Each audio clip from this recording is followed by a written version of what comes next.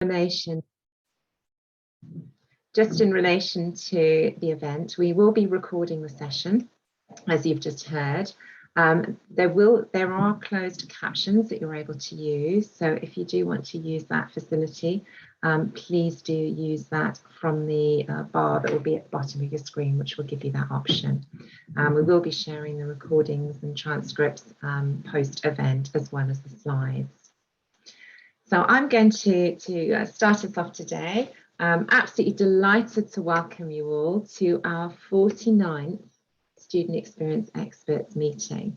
And I know that some of you in the virtual room have been with us for the very first meeting back in 2004, what was then the Learning and Teaching Experts Group.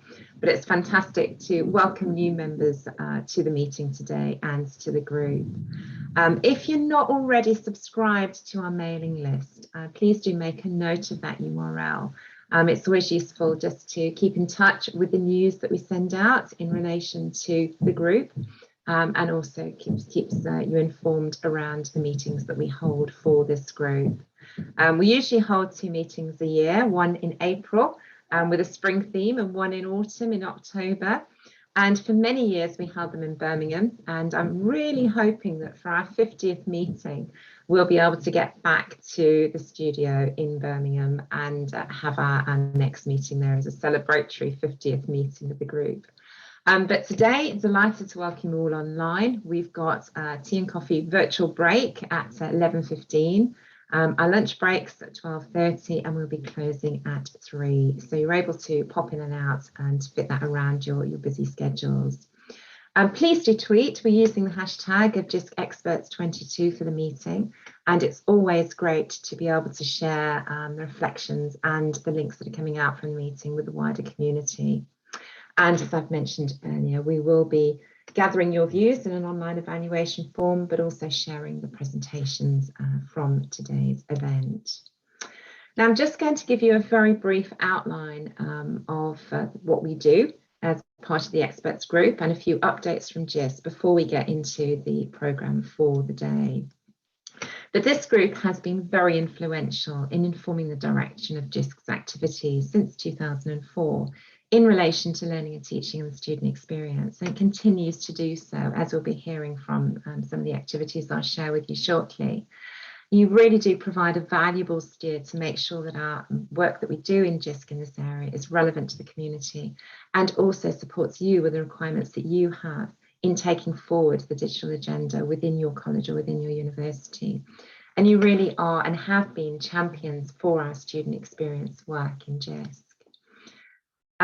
We have a very packed agenda, and this is usual for our student experience meetings. I make no apologies because we do try and bring together some excellent speakers from across the UK who are going to be sharing their practice with us today.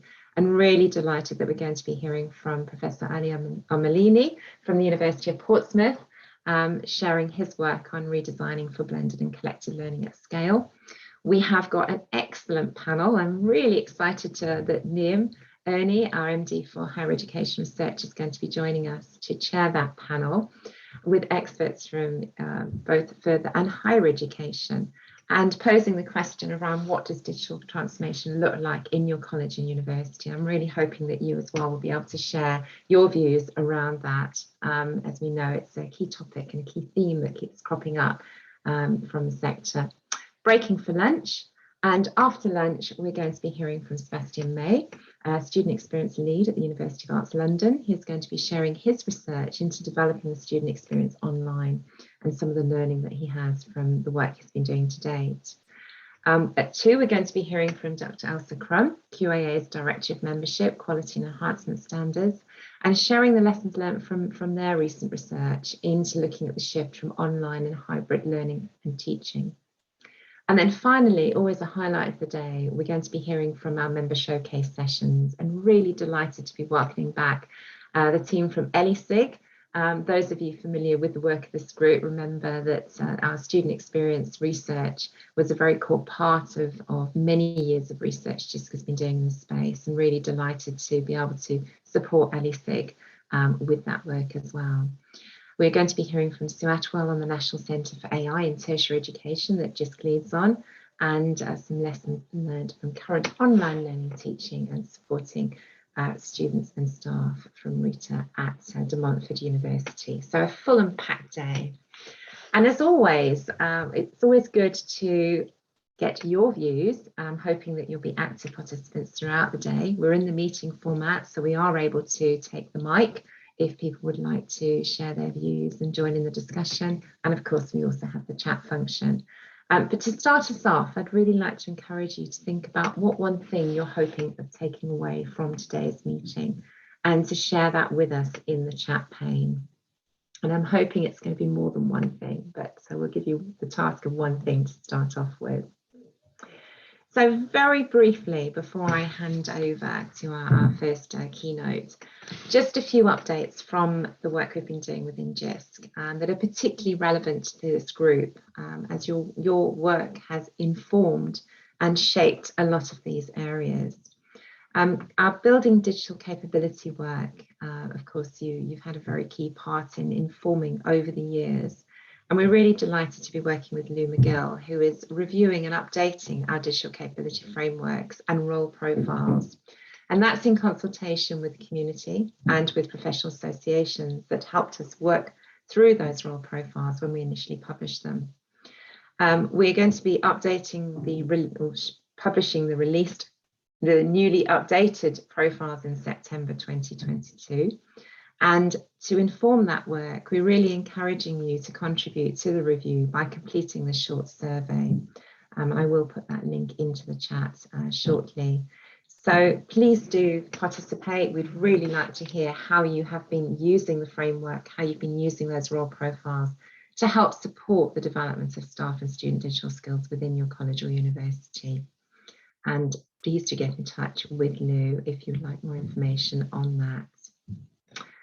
I'm going to hand over now to Sheila McNeil, who is a very familiar face to this group and also to this topic of learning and curriculum design. And I'm really delighted that we're going to be working with Sheila on this project to update our insights into how the sector is moving forward with learning and curriculum design. So I'm going to hand over to Sheila.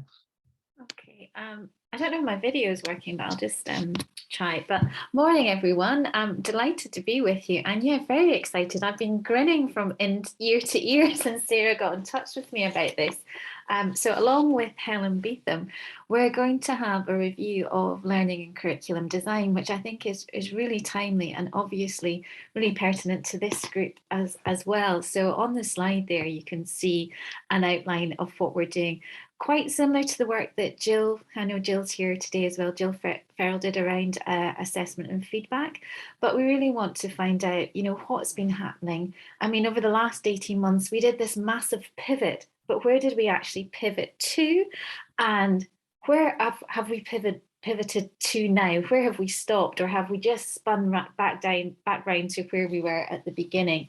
So we're going to have a review and produce a synthesis of some of the current curriculum and learning design methodologies that are in use primarily within the HE sector here in the UK, and how people have used and are adapting them. And then we also want to do a survey, which would be the first piece of work that we'll do on the current challenges in your practice just now, but around developing curriculum and learning design approaches.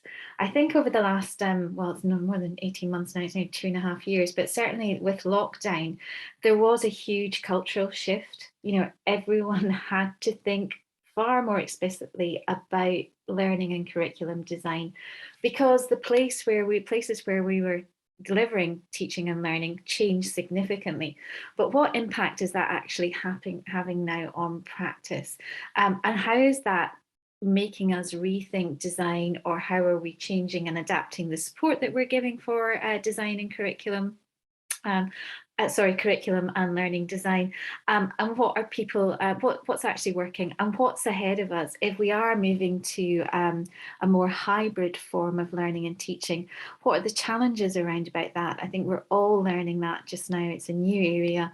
I don't think we fully understand all the challenges around time, around staff and student development in terms of making that really work for the sector.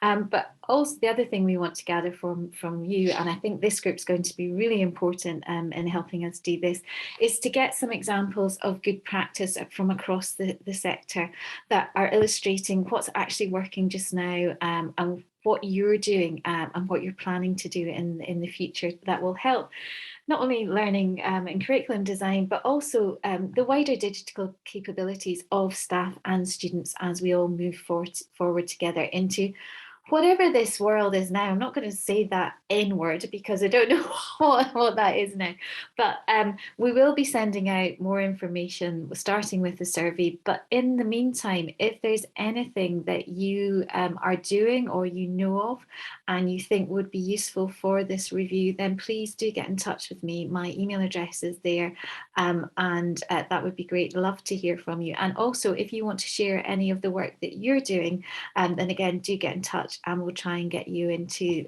the review as well, and get some of the vignettes or case studies from the work that you're doing. But again, we've got all day to talk about this. We can have some chats, and you have some discussion in the chat as well. But I know we'll be coming back to this group in the coming months as well. But it's just to give you a heads up that this work is beginning, and I think it's going to be really important as we move forward together into well, hopefully as we transition into a slightly more stable environment in the coming years. So I know Helen's here as well. Unfortunately, Helen's not really able to join us with audio, but she's been putting things in the chat there. So that's really a summary of what we're doing. Sarah, do you think I've covered everything there? I think that's perfect, Sheila. Yes, I'm really excited that we're able to pick this up again and hopefully refresh some of the guidance that I know was produced a few years ago now. So it'll be great to be able to have that as a body of evidence. So thank you, Sheila. I'm really looking forward to working with you and Helen on this. So that's a really exciting piece of work that is just about to start. But if we go forward in terms of just some other brief areas of work that we have been busy with over the past few months. I know we've got Jill Farrell with us today, who is involved in leading this work with us. But just a reminder that we have produced an excellent report summarising the current challenges in relation to assessment and feedback with our review of higher education that was published earlier this year in March, and also the principles of good learning, teaching and assessment. And I know this does tie in to some of the new work that Sheila will be doing, but also I think brings together a lot of the learning from the literature, from current practice that Jill was able to synthesize again in consultation with the wider community. And I think, to be fair to say, we've had really positive feedback on these principles to date, both in the UK but also internationally. And that's really helped shape and inform the good practice guide that we have available that Jill has worked with us on. So we've got the principles in that guide, we've got some context, we've got some excellent case studies there from both higher education in the UK and internationally. And you can also listen to our podcast series of Rethinking Assessment Practice, the first of which was released a few weeks ago, which is an interview with Jill Farrell. And we're really excited to be releasing the others very shortly, which includes interviews with staff from the University of Sydney, the University of Hertfordshire, the University of Glasgow, and at UCL. So more to follow on that one as well. So do subscribe to our Beyond the Technology podcast series. A little bit of a reminder as well that the professional services staff insights survey findings were published earlier this year, and you were able to access those reports from the URL on that screen. Those obviously many of you are involved in running those surveys currently within your university and college, and those again are bringing together some very valuable and insightful views from students and staff on their current experiences in relation to the digital environment. There is a new event that is live now, that is the registration is open for the next community of practice that relates to our digital experience insights and our building digital capability communities. So please do have a look at that if you're interested in joining that event. But lastly, really delighted as well, as this is a theme that has run through many of our previous experts group meetings in relation to student partnerships and working with students as digital champions, mentors, researchers, and really delighted that we're co-hosting the 9th Cannes conference that's taking place on the 11th to the 13th of May with the UCL team, and that's being led by Simon Walker, who obviously was one of the instigators of Cannes back in those early days. They're really delighted to be working with him and his team as student fellows. You'll see there that the programme is now available, booking is open, and there's an opportunity of joining either online or face-to-face or both. So we're really looking forward to putting student partnerships back on the map and really re-energizing that discussion around the importance of engaging students in shaping and delivering the curriculum and really driving forward innovation. So at that point, I'm going to stop sharing my screen, and I'm really delighted now to introduce Professor Ali Amalini, Professor and Dean of Digital Education at the University of Portsmouth. And I'm going to invite Ali to share his screen and to take the mic and share the work that he has been doing with his team at the University of Portsmouth.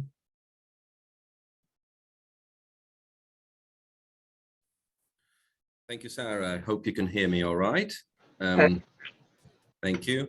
And thank you, colleagues and friends from Jisc and across the sector, for inviting me to share a few ideas with you about redesigning for blended and connected learning at scale. So we've got just under an hour to discuss a number of principles, concepts, applications, experiences, evidence around these topics, and I very much invite everyone to interrupt at any point, use the chat as you see fit, and I hope Sarah and colleagues can help me keep an eye on those interventions, so we can stop at appropriate points and give people the opportunity to interact with everyone else.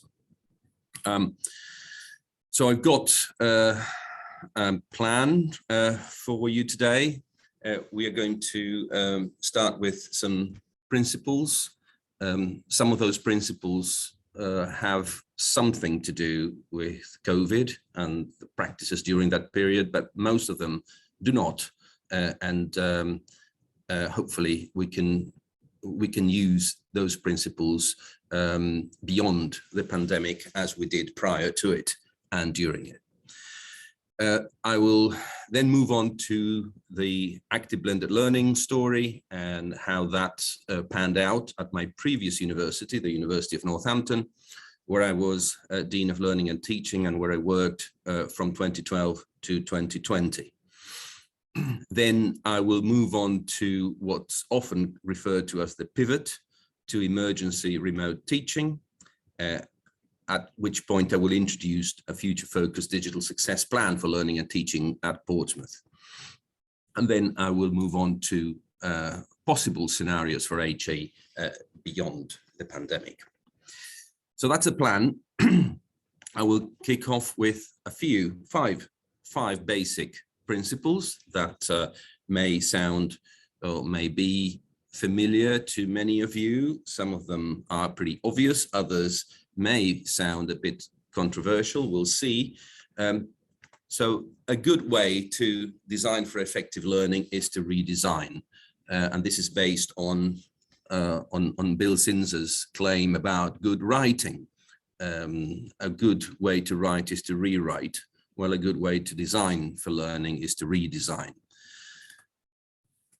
The second point is about engagement, and a lot has been written about the term engagement, but very few authors have actually attempted to define it. What we do know is that a lot of colleagues discuss the term and complain about the lack of engagement and so forth, but often fail to realize that engagement also is critical from the point of view of the tutor. Visible, active and engaged tutors stand a better chance of generating higher learner engagement. The third one that I've been discussing with colleagues over a number of years, content is not king. What matters is what students do with the content, why they do it, how they do it, and who they do it with. Why am I saying this again? Well, because a lot of the, I dare say, obsession across my colleagues here and elsewhere, it's very much about, oh, my students love my content. They want my, well, actually what they mean is I love my own content.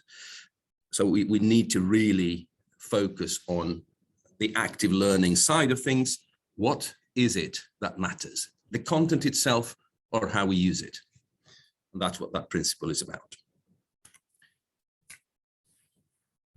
Technology adoption and technology use generally, it's fine, but again, good teaching practice, good design for teaching practice is a pretty solid starting point for a meaningful adoption.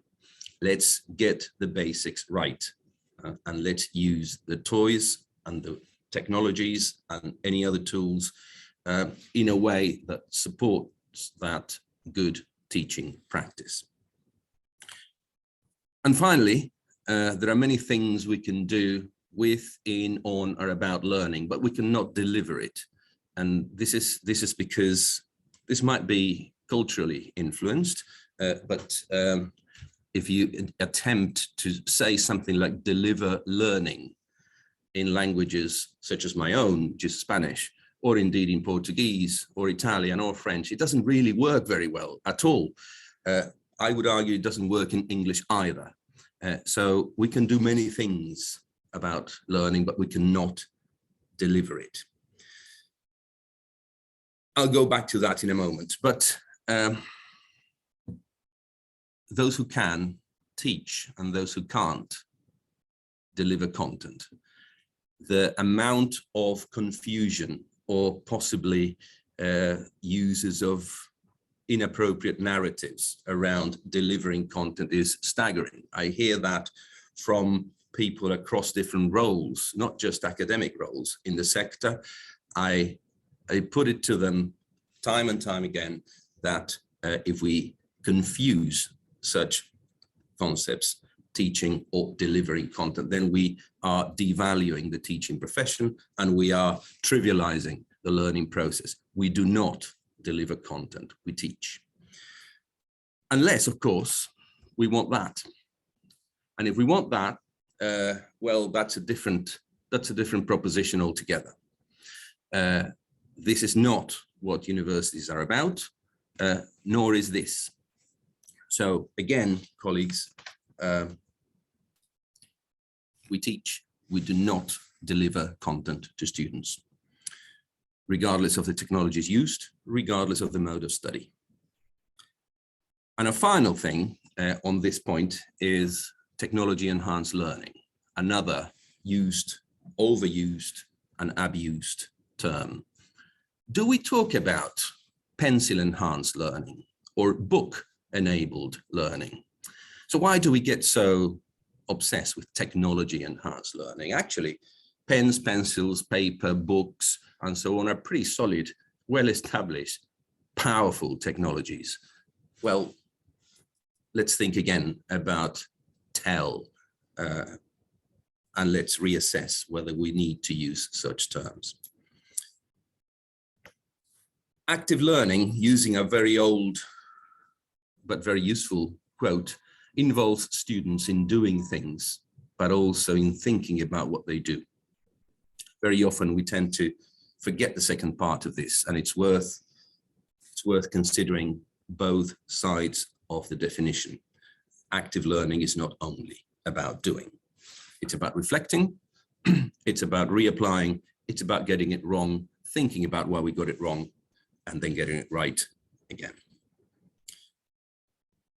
I said that in the first part, I would talk a little bit about the active blended learning, the ABL story, which is very much our experience at my previous university, University of Northampton. In one slide, active blended learning is a bit like this. The bit that is critical is the sense-making element in the center of the diagram, which together with the content element, together they form a single block which extends into the classroom, and that's what we refer to as a scaffold. And you will notice here, and this is an old version, I'll show you a newer version in a moment, but you will notice that the words like online or whatever is not used in here. This is what really matters, is not the difference or not the blend between face-to-face and online. What matters more importantly, as we will see in a moment, is other elements, other dimensions of the blend. Sync, async being a critical one, but not the only one by any means. This diagram is a little bit linear and blocky, so we use this one instead, which is in essence the same set of concepts. Pre-session sense-making activities being center stage, the scaffold covering all areas of this, real-time elements, synchronous elements playing a key role where possible, and consolidation, evaluation, and reflection. And again, what we signal here is the difference between synchronous and asynchronous, rather than face-to-face or non-face-to-face. Which takes me to another really a very traditional, very outdated view of blended learning is that, and I would challenge you and I would invite you to steer well clear of this. This is pretty old hat, and I invite you colleagues to think again of what blended learning is, what it means in your institution, in your context, in your practice. We've attempted to look at this in a number of publications, and this is one of them, where yes, there is an element of face-to-face and online, but that's one of many elements, and this is by no means an exhaustive list, but synchronous, asynchronous is a key one, and there are multiple other dimensions of the blend which we need to take into account. By restricting our definition to face-to-face and online, we are, in my opinion, scoring a big own goal. At Northampton, having an agreed standard, established, consulted definition of active blended learning, ABL, helped us a lot. This is kind of the official one, published definition, in which we've used in articles, but we've used on the website at the university, and we used it just to make sure that this is what we mean, and we mean this and nothing else. And of course, what that translates into in terms of practice can vary significantly, and will vary significantly across disciplines, across colleagues, across subject areas. But in essence, this is what ABL stands for. So very often you'll find, well, or we talk about blended and connected, or we talk about ABL and we don't really know what it is. Well, this is what it means. And that helped us a lot to scale up the change towards active blended learning across the entire offering, across the entire provision of the university. All modules and programs went through a redesign process over a period of 5 years towards this. It was also helped by the fact that the University of Northampton opened a new campus in 2018, which looks, well, I've just taken a couple of photos here just to illustrate a few points. It's an integrated space. We moved from 36 buildings to 3. And those 3, particularly one of them, the Learning Hub, which integrates library space, traditional library space with learning spaces, with classrooms, with labs, with restaurants, with seating areas, with private confidential meeting areas. That's what the Learning Hub looks like, and I very much ask you if you have the opportunity to visit the new campus, which is much more illustrative than anything I can say here. Of course, there was the inclusion of a number of, at that point, very new cutting-edge type technologies for learning, both in public areas and in classrooms and in private spaces that played a major role in shaping what the learning experience looked like and looks like at the university. As a matter of interest, which is not today's topic, but nevertheless, the new campus has no lecture theatres and no staff offices. And before you ask, no, the Vice-Chancellor doesn't have an office either. In fact, he gave up his office 5 years before we moved to the new campus. At the University of Portsmouth, we have our own definition of what we term blended and connected learning. And again, that definition is what you can see on screen. Again, center stage is active learning. Is activities that enable students to own, critique, and do meaningful things with knowledge. And that those experiences and those activities happen in the lab, in the classroom, outside the classroom, in the field, at home, face-to-face and online, just to cover some of the many dimensions of the blend. This is our, in the way that ABL was Northampton's signature approach, this is blended and connected is Portsmouth's signature approach. And this takes us to the scaling up. And some of you might have heard me talk about structured, well-established, well-researched approaches to scaling up learning design across an institution. And we've used, as some of you will know, things like Carpe Diem, things like ABC, intensives, and many other combinations. Well, at Portsmouth, we have our own. It's called Enable, and it is a combination, a context-sensitive combination of previous approaches to scaling up learning design. And you can access a range of Enable resources at enable.port.ac.uk, which link is there at the bottom of the screen.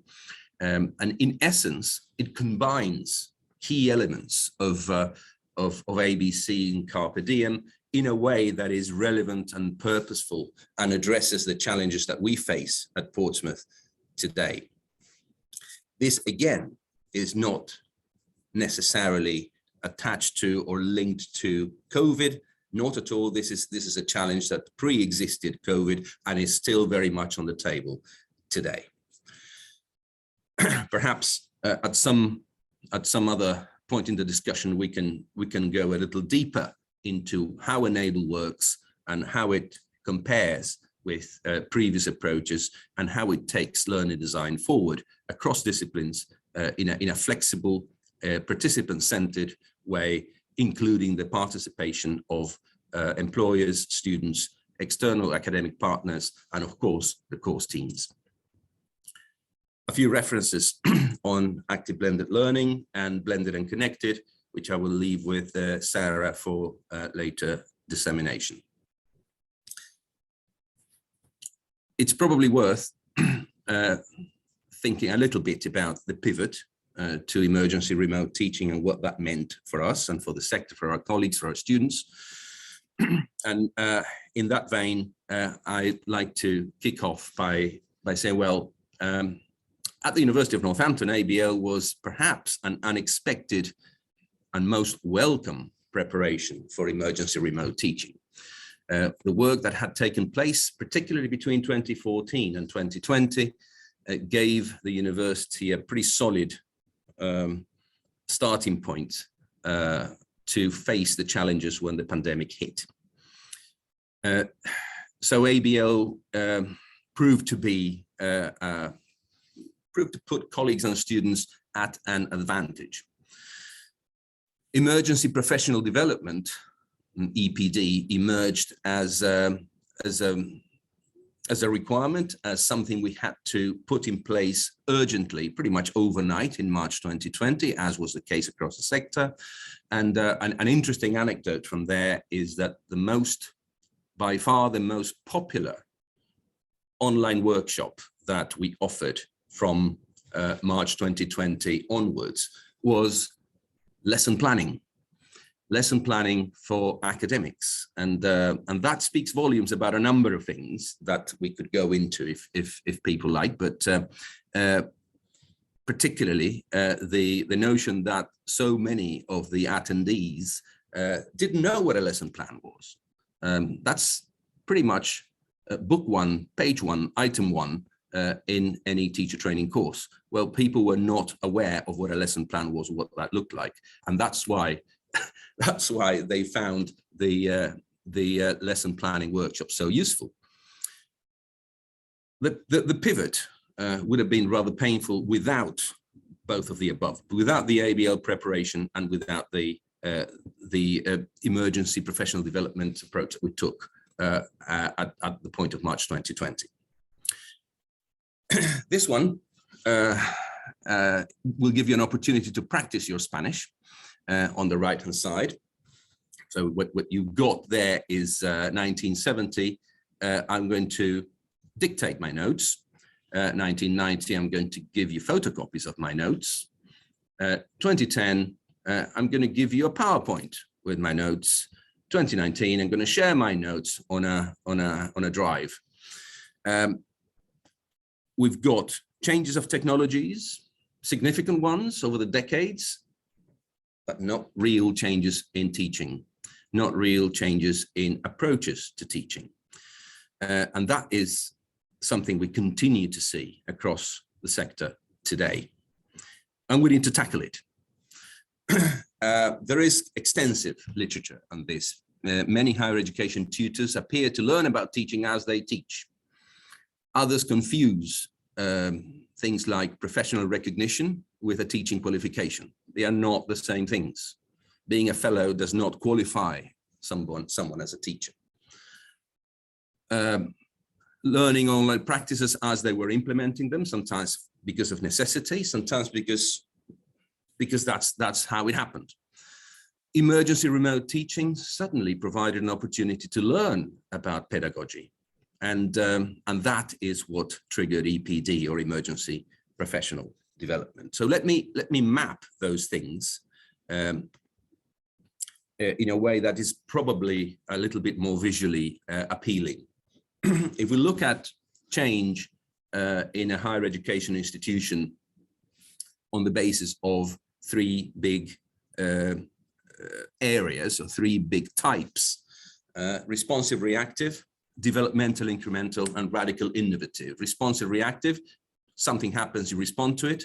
Developmental incremental, changes within the culture, slow burn, much more consulted or consultative, much more based on changing the culture. And radical innovative, the inclusion of left field ideas and things that might sound rather inapplicable, but where the levels of risk are very, very high sometimes. So how do they interact? Well, they interact in multiple ways, but the bottom line is that these types of change, wherever they come from, aim at mainstreaming niche enhancements. So whatever happens on the periphery, if it works, must be made visible to the mainstream.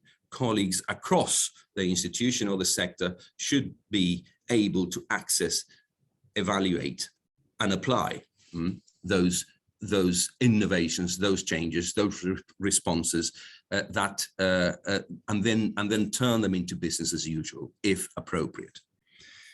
So where do these things that I've been talking about map onto this? Well, active blended learning started off at the intersection between developmental incremental changes within the culture over a number of years, and radical innovative. At the time, it included things that a lot of my colleagues felt a little bit uneasy about. They were not what they were expecting. And slowly, that approach became the university's signature pedagogy. And that's how it moved slowly from the periphery to the center. Emergency remote teaching and emergency professional development sat, and perhaps they still sit there, at the intersection between responsive, reactive, well, we had a pandemic, we had to respond to it, and radical innovative. And that very much reflects the approach that we took at Northampton at the time, where we had to embed a number of pretty radical ideas to make this happen, but also bearing in mind that we were at the time responding to, in this case, to COVID.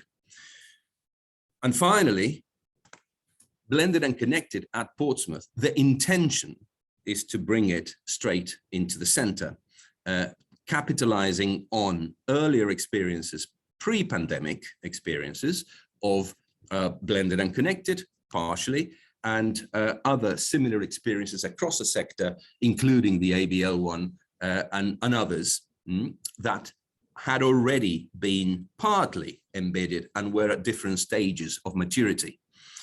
But the intention with blended and connected is very much to bring that approach from the periphery to the mainstream. It is the digital success plan for learning and teaching that captures all of these things and brings them to the fore. And in the next few minutes, I will briefly introduce the digital success plan, what that looks like, what it's based on, and some key elements of it in relation to what I've been saying till now. So in one line, the 2021 to 25 plan hopes to develop a blended and connected ecosystem and culture to support inspirational teaching and transformational learning for all. And it's based on something that we, in a friendly way, call the 6P framework. And it helps that Portsmouth also begins with a P.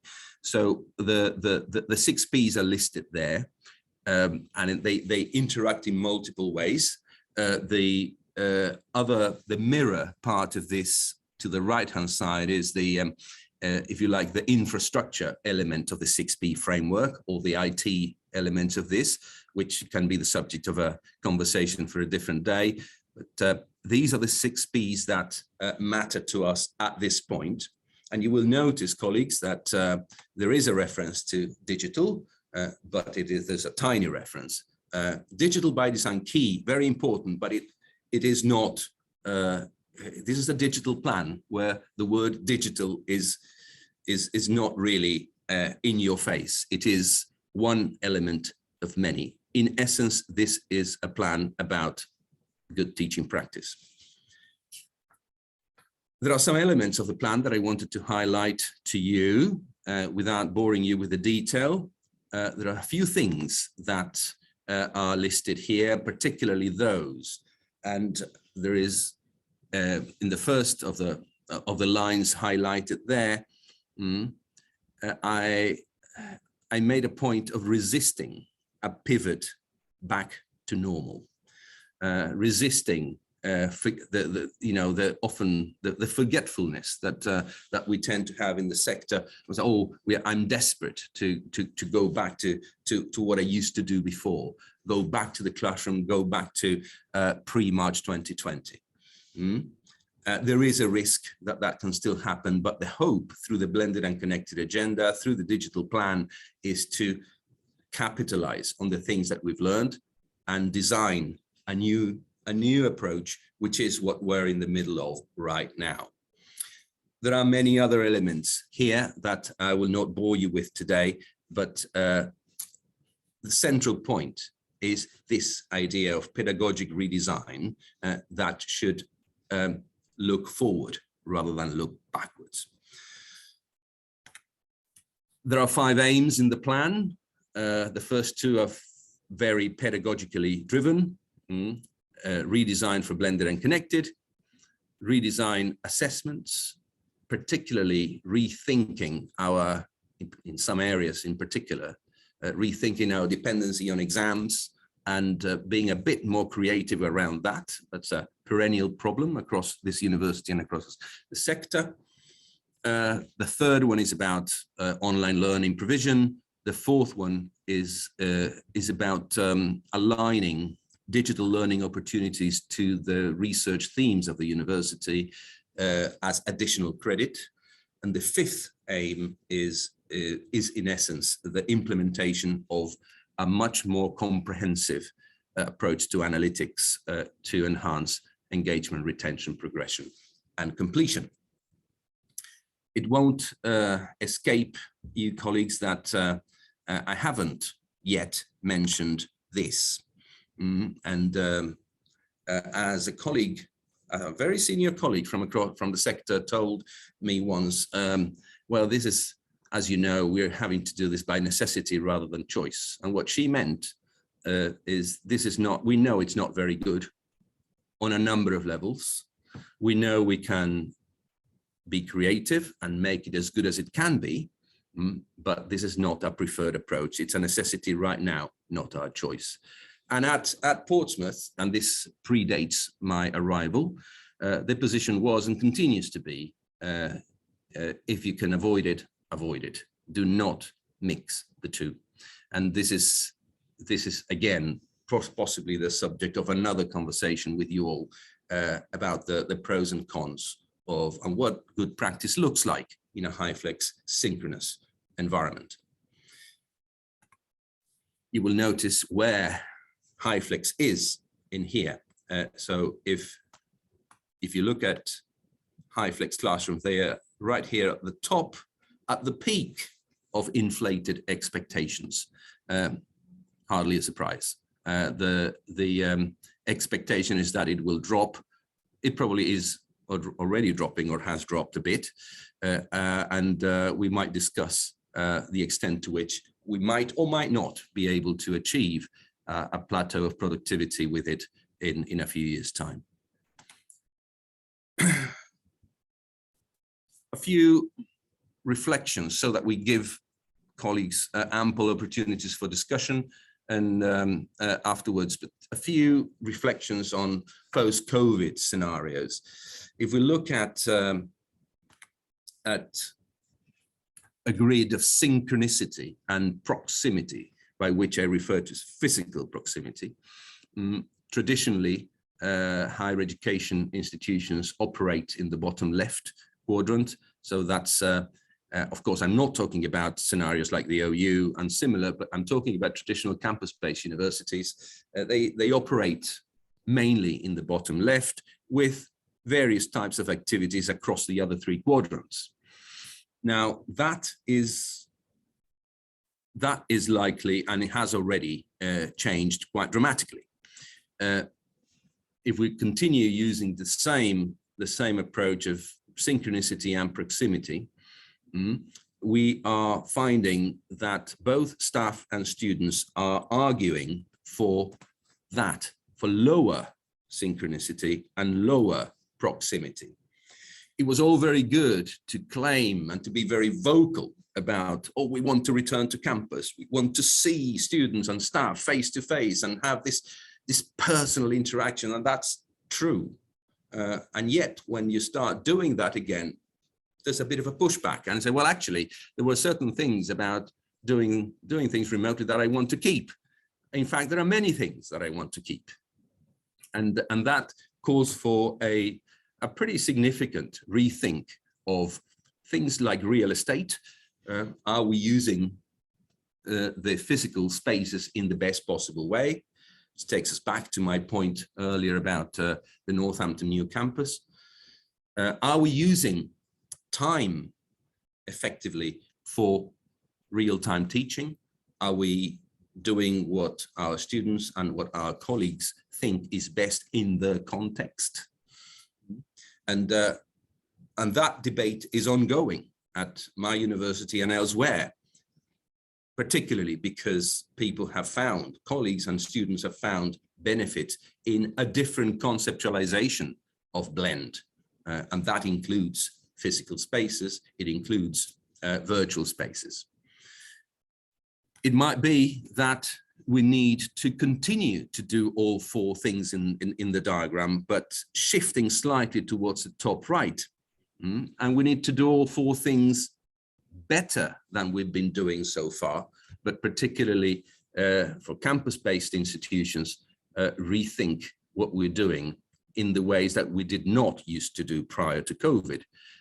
And that involves shifting some ideas and shifting some cultures that are prevailing or used to prevail pre-COVID, and we need to adjust practices, to relearn practices, and to apply new concepts, or perhaps not so new concepts, in an environment where asynchronous will play a much bigger role than used to pre-2020. With that, colleagues, I will pause. I will thank you for your attention and engagement so far, and I will hand over to Sarah to see if, I know there's quite a lot of activity in the chat, which I haven't looked at yet, but I will stop sharing there and I will hand back to you, Sarah, for the moderation of the next few minutes. Thank you, Ali. And there was so much rich content, and I know content is not king, but I think you certainly gave us a huge amount to think about, to be challenged by, and as when you've got a chance to look through the chat, you'll see that it's really provoked some huge amounts of discussion. I'm going to pick up, there were two questions that came through in the chat, but I'm going to invite people to put their questions in the chat now for Ali, and also if they would like to take the mic, please just raise your hand and take the mic, because I'm sure that there's a lot of comments there. I'm just going to pick up while people do that, and while you see all the feedback coming through, two questions that were in some of the earlier chat. One was from George in relation to, do you align these to learning outcomes and summative assessments? George, you might just want to take the mic in terms of just explaining that a bit further. Yes, hi, can you hear me? We can. Gail, hi, thank you. Very, very, very interesting presentation and quite comprehensive. Yeah, that question related, I was wondering, how, if you didn't much mention summative assessments. And for us, due to COVID, obviously there was quite a lot of change happening there. We're trying to extract, the best features of it, which is completely coherent with what you were saying, as in people want to keep some of the practices. But we're finding this around summative assessments as well. So all that learning design stuff you've been presenting earlier in the session, it will be very interesting to see how you could align that to some of your, as in your online activity, how can be, aligned to the summative assessments. That's some of the work we're doing at the moment. So I was very interesting if you had any views on that. My short answer to that is the challenge of alignment between learning design, teaching practice, and assessment of all kinds is a long-standing challenge, regardless of the situation we find ourselves in. So that must be a principle that guides good design and good teaching practice in all cases. What the last 2 years have highlighted is additional challenges in terms of design, but also in technical terms of making that alignment explicit, relevant, but keeping the rigor of the summative assessment. And that's where all of the other conversation about things like what is an appropriate assessment instrument at a distance, what does that look like? But let's not forget that there are players globally that have plenty of experience in this. They've been doing this for decades. Let's learn from what they've been doing. There's also another conversation to be had with professional bodies about things like proctoring and how we can use proctoring systems to further align those earlier practices to summative assessment in a remote teaching environment. To what extent within the continuum of tools available for proctoring, what is appropriate to use in each context. George, my response is this is an issue that affects us all, with or without a pandemic, with or without remote teaching, and that alignment has to be explicit to colleagues and students and to professional bodies and other stakeholders in all cases. Thank you, Ali. I'm going to invite Jill. Jill, you put a question in the chat in relation to curriculum analytics. Would you like to pick up on that? Thanks for a great presentation, Ali. It was an observation and possibly an unfair question, really, because I can see it was the far end of your plan and probably something that you haven't actually started on yet. But it was, you had learning analytics or learner analytics. Said you weren't doing very much with that at the minute. You were trying to look towards better use of data, predictive analytics. Do you mean learner analytics? Have you started to think about curriculum analytics? I can see Mark Stubbs smiling. I know he's done stuff on this years ago. A lot of people have talked about how having analytics should eliminate some of the need for stop and test. We should understand how our students are doing. I think we don't even understand how well our learning designs work. You may have a great method. You may think you've got a perfect learning design, but do students really follow the path through it that you expect them to? Do they learn in the ways that you expect them to? And in the digital world, you can get an understanding of that. Can we get some hooks in these learning designs that tell you, is it really going the way we expected, or do we need to intervene at this point? Well, it's a pretty broad question, that, but it's one that we are doing quite a bit already on both fronts. The learner analytics side of things, we had a major challenge to do with the cleanliness of the data at this institution. There is no point in drawing conclusions from any particularly expensive learner analytics system if the data quality is poor. And I have to say, at my current institution, the quality of the data when I joined was very poor, and it was not leading to reliable and never mind valid conclusions about things. So what we've been doing, what the IT team has been doing in the last 2 years, has been addressing that. And at this point, we are in a much stronger position to say, well, we trust our data a little bit more, and therefore we can feed that data in different ways and through different algorithms into a central learner analytics platform from which we can draw conclusions about engagement, about completion, about retention, and so forth. As for your other point about curriculum analytics, we are in a much earlier point of development on that. I would not be able to claim that we've made sufficient progress, and I think Mark and other colleagues will have a lot more to say about that than me. We are taking baby steps at that point. I wouldn't be able to give you a lot more than that. In terms of tools, we have been exploring a range of tools for both the learner side and the curriculum side. And at this point, we have invested significantly in tweaking, developing, enhancing our own homegrown system, rather than paying a lot of money, 6-digit sums a year, to commercial providers. This is the position we have now. That might change in the future, but at this point, that is the strategic view.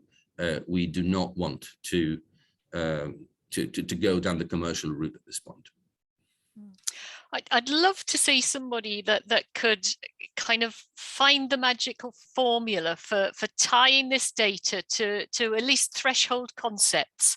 Just, you know, is a student where they need to be in relation to some of these core concepts for the course they're doing, you know, because there's a certain point at which if you're lagging behind, you're always going to lag behind. And we shouldn't be kind of waiting to test people at the end to get that. So yeah, holy grail, Sheila says. Yeah, but I think they're the kind of conversations we should be having. You know, let's keep pushing the frontiers. So thanks for that. Thank you, Jill. And just seeing if anyone else would like to take the mic and ask a question, please do. I would like to know a little bit more about that very lovely graphic, Ali, that you shared around the Enable initiative. But Sheila's got a hand up, so I'll hand over to Sheila and then we can perhaps come back to that one. Okay, yeah, thanks, Ali. I just wanted to follow up on you mentioned time, and I think that's something that's not really being talked about maybe as much as it should as well. You know, how we're thinking about how we're using time, the time to develop staff and students' capabilities as we're moving forward, and actually how we can actually rethink about our timetabling as well, because, you know, there is, I think we've proved now that flexibility, people want flexibility, they want accessibility, but that changes our notions of time, and our notions of time during the lockdown, especially the first lockdown, I think that perceptions of time changed quite a lot. So I was just wondering, I mean, how do we incorporate being more flexible about time and trying to lose, you know, I think, you know, the notion of the 1 hour lecture is still really dominant, even though now people have experienced doing fully online for a while, and they know that talking for an hour is not really a very good idea. And I just wonder how you were thinking about that moving forward. Well, many things to say about that. The intrinsic, sometimes explicit, sometimes implicit link between time allocation and the sister concept of workload allocation. That for me is what determines the outcome of that game.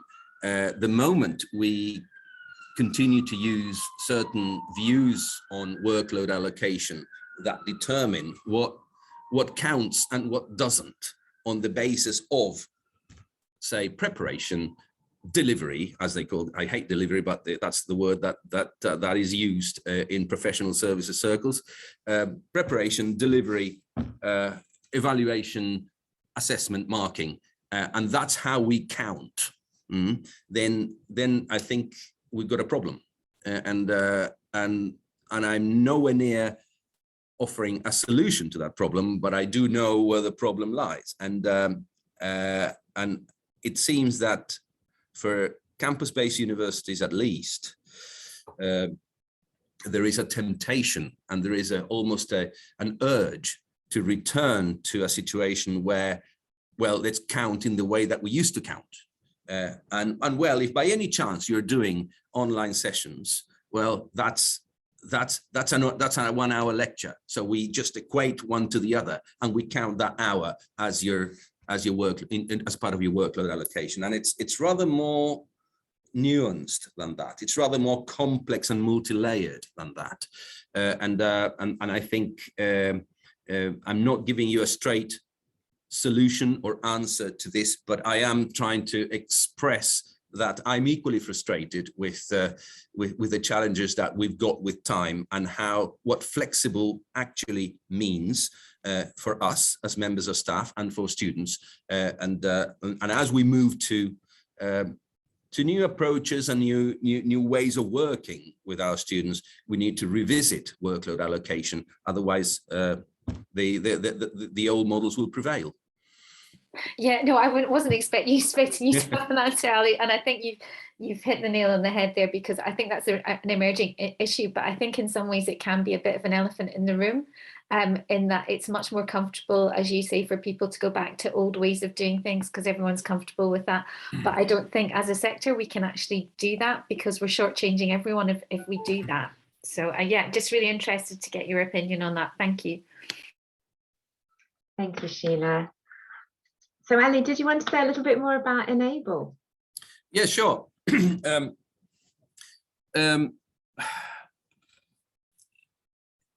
If you think about course teams setting the agenda for sessions where they are addressing their own pedagogic challenges, that's what Enable helps them do. It provides a safe environment to deploy a team approach to learning design. In a sentence, that's what Enable does. It is a flexible approach where the agenda, as I said, is set by the course team. It covers what it's implemented in 3 stages, unless the team wants more than that. There's a design needs analysis stage, DNA, where the course team identifies, well, while we're here, the needs, that the purpose of the exercise. There's the workshop itself, and that workshop can last anything from 3 hours to 2 days. And then there's a review stage where progress is looked at objectively by the course team in a facilitated way. There are some deliverables that map onto what previous interventions offered. So typically, you would expect the Enable process to deliver a storyboard, a tangible storyboard, where the course team identifies the key elements, pretty much on a timeline of how the module or program will unfold. You would expect to have exemplars of typical activities that the students will undergo and will engage with. You would expect to have an action plan for the design of the rest of the module or course, and you would expect full engagement of the course team across components.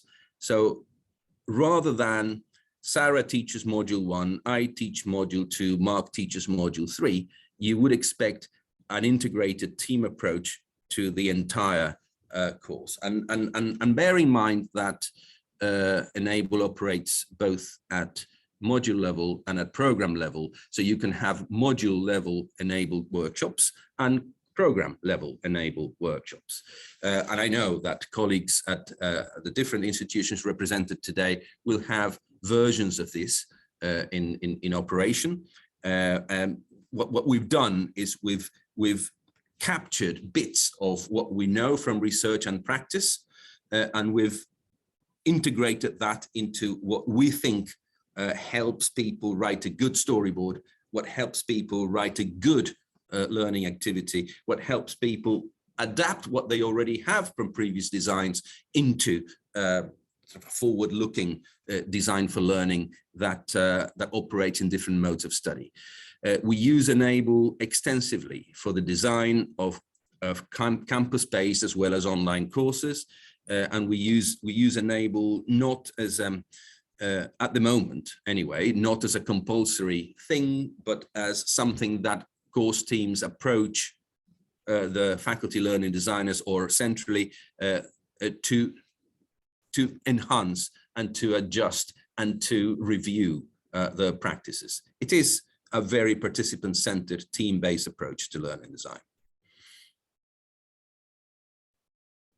Thank you, Ellie. And do you involve students in that process? Because I know you've got one of your criteria there with students as partners, and just interested how students are involved in the process as well.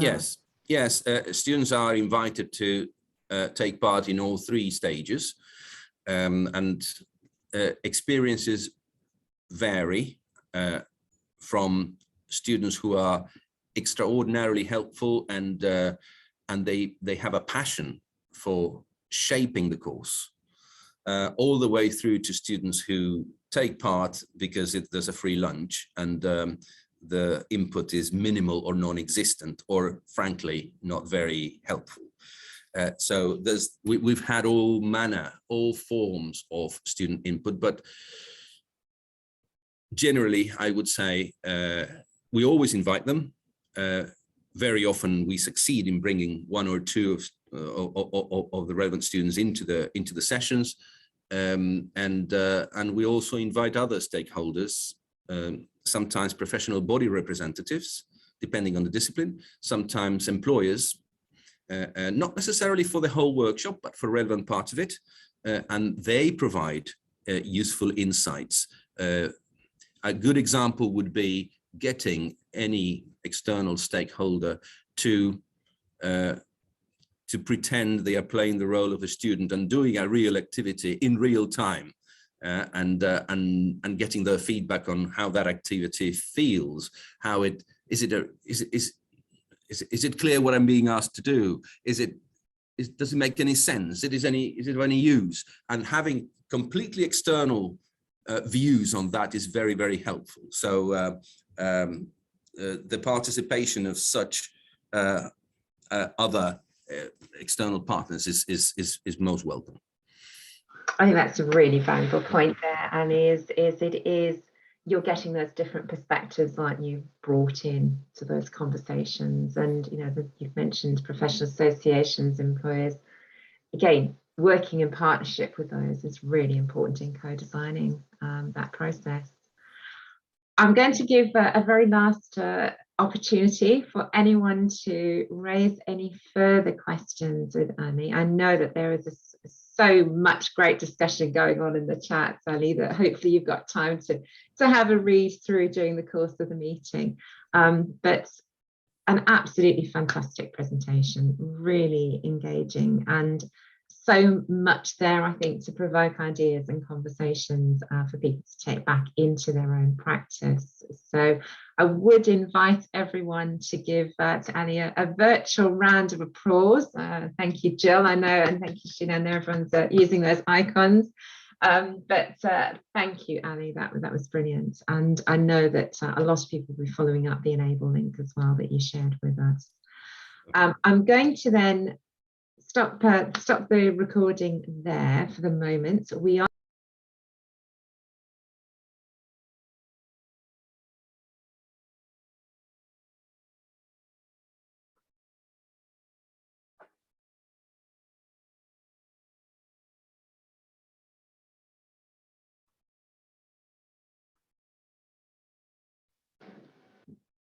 So I think we're just got one more minute to go, but I will welcome everyone back, returning from their virtual tea and coffee break. And we're very much looking forward to our panel on digital transformation. Now, I'm going to hand over to Liam Ernie, and really delighted to welcome Liam to this group.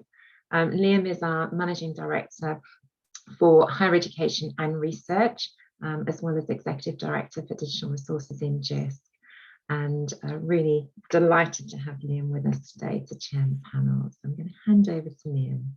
Thank you very much indeed, Sarah, and lovely to see so many of you joining the call today. My apologies that on the 49th meeting is unfortunately my first time attending, so something I feel very embarrassed about. So, but I'm looking forward to the next hour. Digital transformation is a term that seems to come up constantly in all of our discussions at the moment, and interest in digital transformation. But as somebody on my executive leadership team said to me yesterday, what is digital transformation? So very pleased that over the course of the next hour, leaders from across higher and further education will be discussing what is digital transformation to them, what does it mean in the context of their institution, and what are the building blocks of digital transformation that we need to see in order to implement it effectively. I'd like to start by just inviting our panelists to introduce themselves. If I can start with Deborah. Thank you, Liam. Hello, everyone. I'm Deborah Gray, and I'm the Principal and CEO of Hull College, and I'm also a serving Jisc trustee. Thank you very much indeed, Deborah. In particular, thanks to Deborah, because I know that she's only recently started in her new role as CEO at Hull. So congratulations on your role there as well. And Arwell. Bore da, thank you. I'm Arwell Vaughan Evans. I work at Bangor University as the Associate Pro Vice Chancellor for Flexible Learning and Outreach. And for the last year, I've been leading the digital learning project at Bangor University. Thank you very much and welcome. Dan. Thanks, Liam. Good morning, everyone. I'm Dan Perry. I'm Chief Information Officer and University Librarian at Keele University. Thank you very much indeed, Dan. Jonathan. Good morning, everyone. I'm Assistant Principal for Digital Technologies at Western College, and that's in Weston-super-Mare in the Southwest. Brilliant. Thank you, Jonathan. And finally, but by no means least, Mark.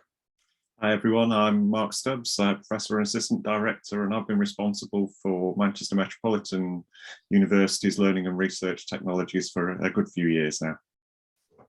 Thanks, Mark, and welcome. So, Mark, I wonder if I might start with you. As I'm going to go around all of the speakers, inviting them to share some thoughts on digital transformation. How do you define digital transformation from your perspective and an MMU perspective? Okay, I guess for me the essence really is about using digital wisely to enable people to do good stuff. And I guess I distinguish transformation from digital enhancement by scope and by ambition. Doing good stuff that couldn't be done before, I'd say, was transformational. But with either, it's really important to recognise that digital both enables and constrains, and in that it can have unintended consequences. Thanks very much indeed, Mark. Turn to Jonathan.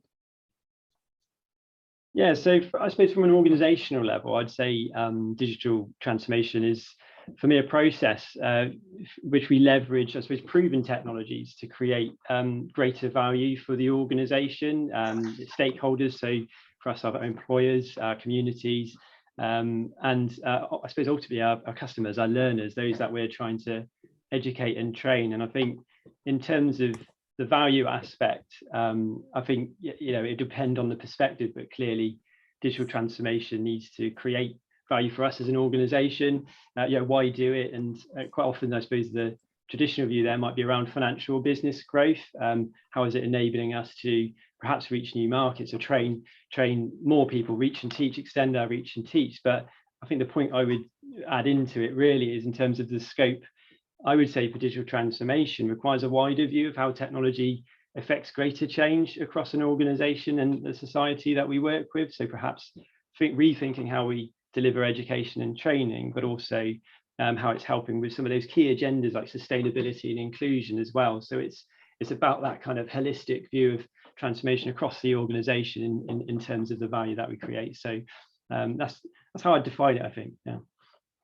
Thanks very much indeed, Jonathan. And obviously we'll move into discussion later. If I could turn to you, Awal. Yeah, so I'm echoing what's already been said, really. But for me, when I think of digital transformation, I think it's important to not think of it as a complete revamp of everything that's happened before. It doesn't necessarily mean that we have to change everything. We don't have to get rid of the way that things were before, the effective teaching and learning that we have been doing. It's more about thinking innovatively and thinking about how we can actually use digital and technology in an effective and an efficient way to really enhance that teaching and learning experience. Thank you. Deborah, I wonder if I could turn to you. I think it's probably important to preface this by saying I'm an unashamed digital optimist. I embrace digital in all its forms. And so for me, the notion of digital transformation is not actually something I recognize, because I don't think you transform things with technology. I think you evolve in line with the things that are available to you. And technology is a tool to evolve and be better. So for me, it's integration of digital technology really into all aspects of our business to provide better, more efficient, faster, quicker support services, and to underpin a curriculum that's fit for the 21st century and the digital economy that's upon us right now. So Industry 4.0, the fourth industrial revolution, it's underpinning all of that work that we're doing to get our curriculum ready so that we meet the skills needs of our businesses and our industries locally, regionally, and nationally. But I think as well, it's about embracing new ways of working and delivering. It's not letting the good be the enemy of the great. It's using technology to genuinely elevate what's already done, not throw out the baby with the bathwater, but perhaps put a cherry on top of the cake, to mix my metaphors a little bit. It's also a hearts and minds exercise, because technology is scary for some people. And I think what you have to do is not push the technology, but push the change, the transformation, the betterment. The technology is just the tool. Thanks very much indeed, Deborah. And finally, Dan. Obviously, I'm going to pick up a bit from others. The key word which I heard was rethinking. And so for me, what it isn't digital translation. So in Alo's presentation earlier, he had a slide which said basically the way you give content to students may have changed, but the content hasn't changed, the thinking hasn't changed.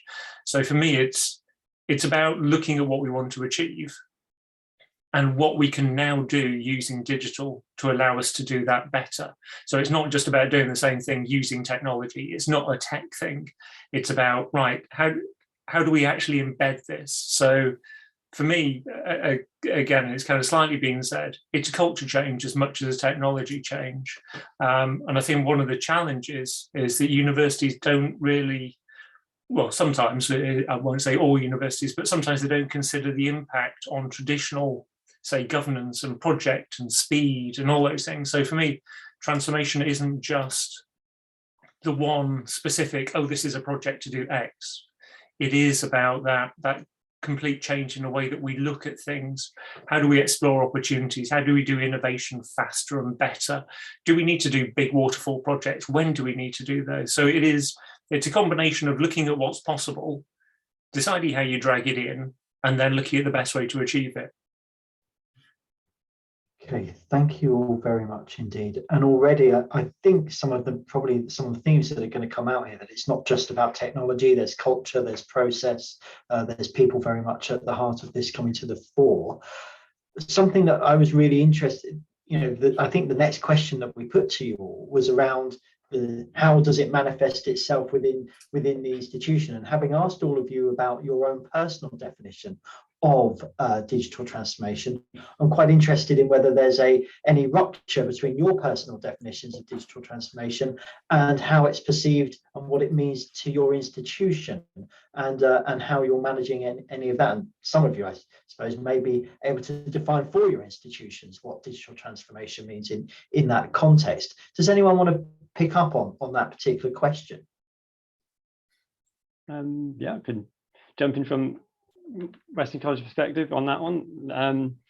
Just thinking around, you talked about mindsets and culture, and I think that's exactly where we're coming at it from. It's not technology driven. Digital transformation at Western College is largely, it's driven by those corporate aims and objectives. It's reflected in the values of the organization itself in terms of innovation and inclusion. And for example, our principal drives an ethos of staff being really entrepreneurial in their approach and innovative in their thinking, but holding true to the outstanding education and training that we're trying to deliver for our students and our society. So it's not, at Western College, not an explosion of technology and endless initiatives that are happening. It's more, I could go back to that thing of a process of culture building and mindsets. It's incremental.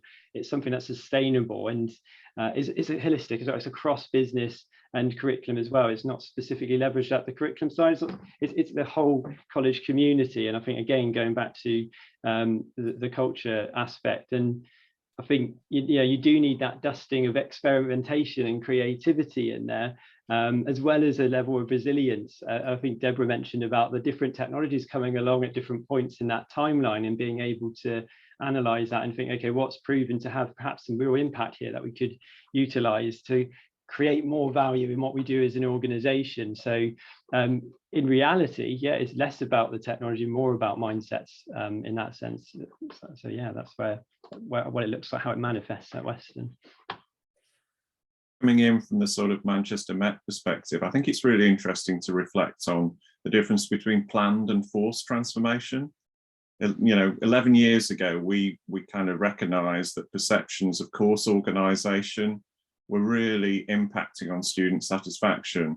So we set about a really ambitious planned transformation of our curriculum, our systems and our processes. And we used digital to wrap the university around the learner and then enable data-informed continuous improvement through analytics, amplifying the student voice, etc. And we supported that with a sort of technology-enhanced learning advice capability to make sure that all our academic colleagues had got a strong partner for innovation. And we worked with our digital partners like CoSector and others to ensure that we had really robust and scalable systems and processes, and particularly focused on supporting the assessment lifecycle. And we had about 18 months to sort of plan for that and to structure it and pull together the kind of the fantasy team you'd want to drive a whole sort of transformation on that scale. But things were a bit different when it came to the pandemic, but we'd laid those foundations, the secure, scalable systems, the single source of truth about the administration of education, that backup of the support for innovation and the intelligence on what makes a difference to SAC and student outcomes.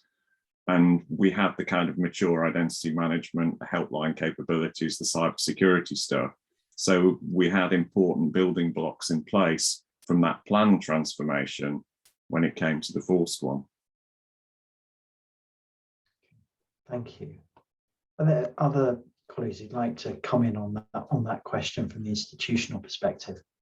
Yeah, I'll join in. I was just nodding vociferously to what Mark was saying, because it's the combination of having the stuff ahead of time and understanding what you prepare. And there's a lot about the IT and data. And for me, we could run a whole session on data transformation, because I think a lot of people get digital transformation. I think a lot of people currently don't get data transformation. And one of my big challenges is, how do you move an organization from a historic retrospective look of data into actually using data as part of it? And that starts with your data standards, your equality, who has access, who has ownership, all that. So that, I think, is a whole big session by itself. But again, back to the question itself, we bring together the big strategic projects. So at Keele, we've got one Keele, which is our professional service. And instead of having 20 different answers to how do you do something, you have one answer. And that way you give a consistent student experience, you reduce your costs, you improve your service, all that kind of stuff, which you'd expect to be part of this. But next to that, that's only going to get you so far. It's going to get you operational efficiency, or get you an improvement in your service quality. But that innovation side is really critical. So we've set up a team, we have a head of innovation, and what that does is that gives us the capability to be able to churn through, constantly identify the new ideas, constantly do that horizon scanning. And that that's how you do the smaller transformation. That's how you do some of the hearts and minds that, if you are an academic that looks at an opportunity and goes, am I going to do this? Suddenly your IT function doesn't turn around and say no, because, oh, you haven't done DPIA and you haven't got this through procurement and you haven't done this in different ways. Actually, you become a partner to it and you say, yes, right, how do we do this? And you create a framework. And as long as you've got a framework, that allows you to test. But from that testing, you want to be able to scale out, because that's where you get the impact. So for me, the kind of the innovation side of transformation is as important as the big strategic projects. Thanks, Dan. Oh, well, I think I saw you go to speaker, Naseem. I did, yeah. So, I mean, I echo everything that's already been said, particularly around the culture piece. And I think that's a very crucial element of the digital transformation at Vanguard. And it's acknowledging the fact that there needs to be this culture change. There needs to be a shift in this ethos. And it's interesting thinking about digital transformation pre-pandemic and post-pandemic. And in some ways, you know, as much as the pandemic has really highlighted innovative ways of teaching and learning and how digital can really facilitate it, I do think as well that it's got this negative connotation as well for a lot of staff members. They perceive it as a negative experience because it was so out there, so out of the blue, and they weren't necessarily prepared for it. So I think one of the challenges and one of the things that really need to be thought about carefully during this digital transformation is how we can address that, how we can acknowledge the fact that, yes, at times it has been difficult over the last years, but also, as Deborah mentioned earlier, is to make sure that people realize the benefits of it and, you know, the positive aspects of that moving forward. So the culture shift is a very big part of the transformation at Bangor. But also, I think a crucial element is that when we're thinking of digital transformation now, it's more than just digital teaching and learning. And I think that's something that more people are realizing. You know, it's in some ways you can think of it in silo ways. You know, digital teaching and learning, that's there. The infrastructure is here. Library services, professional services is here. And one of the things that we're really working on is getting rid of that and making sure that everyone works together. So creating that strategic group that's got those key stakeholders in so that we can all work together and make sure that the entire institution is working effectively to really drive this digital transformation. Thank you. Oh, well, Deborah, do you want to come in there? Thank you, Liam. This is an interesting one for me because I've just left from leading an organisation that was very digitally literate and really at the leading edge of digital transformation to come to an organisation where it's embryonic and we're looking to develop that. So the culture is very different. And some of the things that I've noticed quite significantly is there is a tendency sometimes for organisations to chase digital unicorns, the system that will solve everything. And all you end up with is like herding digital cats, lots of systems that don't speak to each other, that cause chaos for staff teams, that aren't harnessed in a strategy, or if they are, that strategy doesn't interlink with your data strategy or your infrastructure strategy. And in some respects, coming to an organisation where digital development is embryonic gives me a blank slate. So I can now interweave our digital innovation strategy with our data strategy, with our IT infrastructure strategy in exactly the way that I will just described to create a unified central core that will take our organisation from embryonic to being leading edge in 5 years. So it's about seeing the possibilities of collaboration rather than chasing the digital unicorn systems, because the truth is there is no system that will solve a problem. A problem exists. A system may aid in analysing, but problems are often staff-based, they're culture-based. It's not a system that solves things. You need to solve the problem and a system may help you do that. So I think for us, our current position is to consolidate back, make sure we're not herding digital cats, interweave all of our strategies into one solid core, and then launch that with extensive training and support for staff, recognizing that actually they are our biggest assets, not the technology. It's our team, it's our people. And I want them to love technology every bit as much as I do. So I'm an evangelist for it. But that won't be enough. They will have to see the tangible benefits to their own work and life. And that's part of the strategy. I think that's a perfect segue into the next question about the building blocks. And from all of you, we've heard about culture, people, data, standards, security, planning, collaboration, culture, you know, and I think Sheila McNeil in the questions mentioned the temporal nature of some of this. Going back to the sort of the beginning, you know, what do you all think are the essential building blocks at the start of this process that you need? I'm going to I'm going to pick on Mark. Okay, thanks, Liam. I mean, I think I touched on it earlier, you know, those foundations of the secure, scalable systems, the single source of truth about the administration of education, but with that backup of the support for innovation and the intelligence on what really makes a difference on the ground.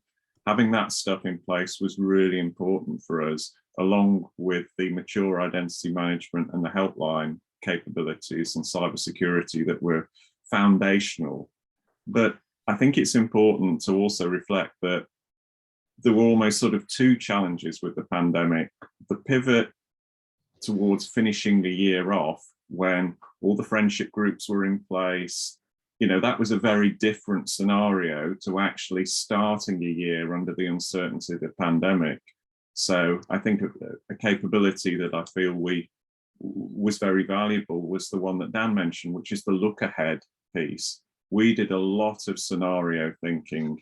We were lucky the first time because Manchester Met has a partnership with Wuhan. So we actually had staff on the ground in January 2020. So our gold incident response kicked off very early, and we were able to accelerate some pre-planned work on scalability and resilience. And we already had a very, very stable electronic assessment capability that we built out with CoSector. So we were starting in a good place for pivoting online to finish the year.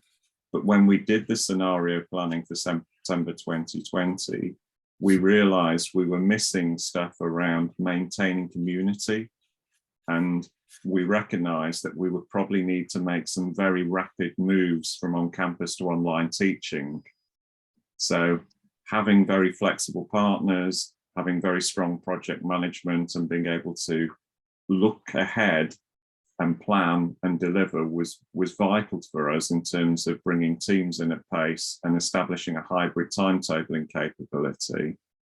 But even with all of that, the pandemic still laid bare some of the inequalities and the same storm, different boats message, where we saw very different experiences for students who might be at home, you know, in the parental home with a nice quiet study space with good broadband, contrasting that with a carer who was sharing the one device that they had, homeschooling.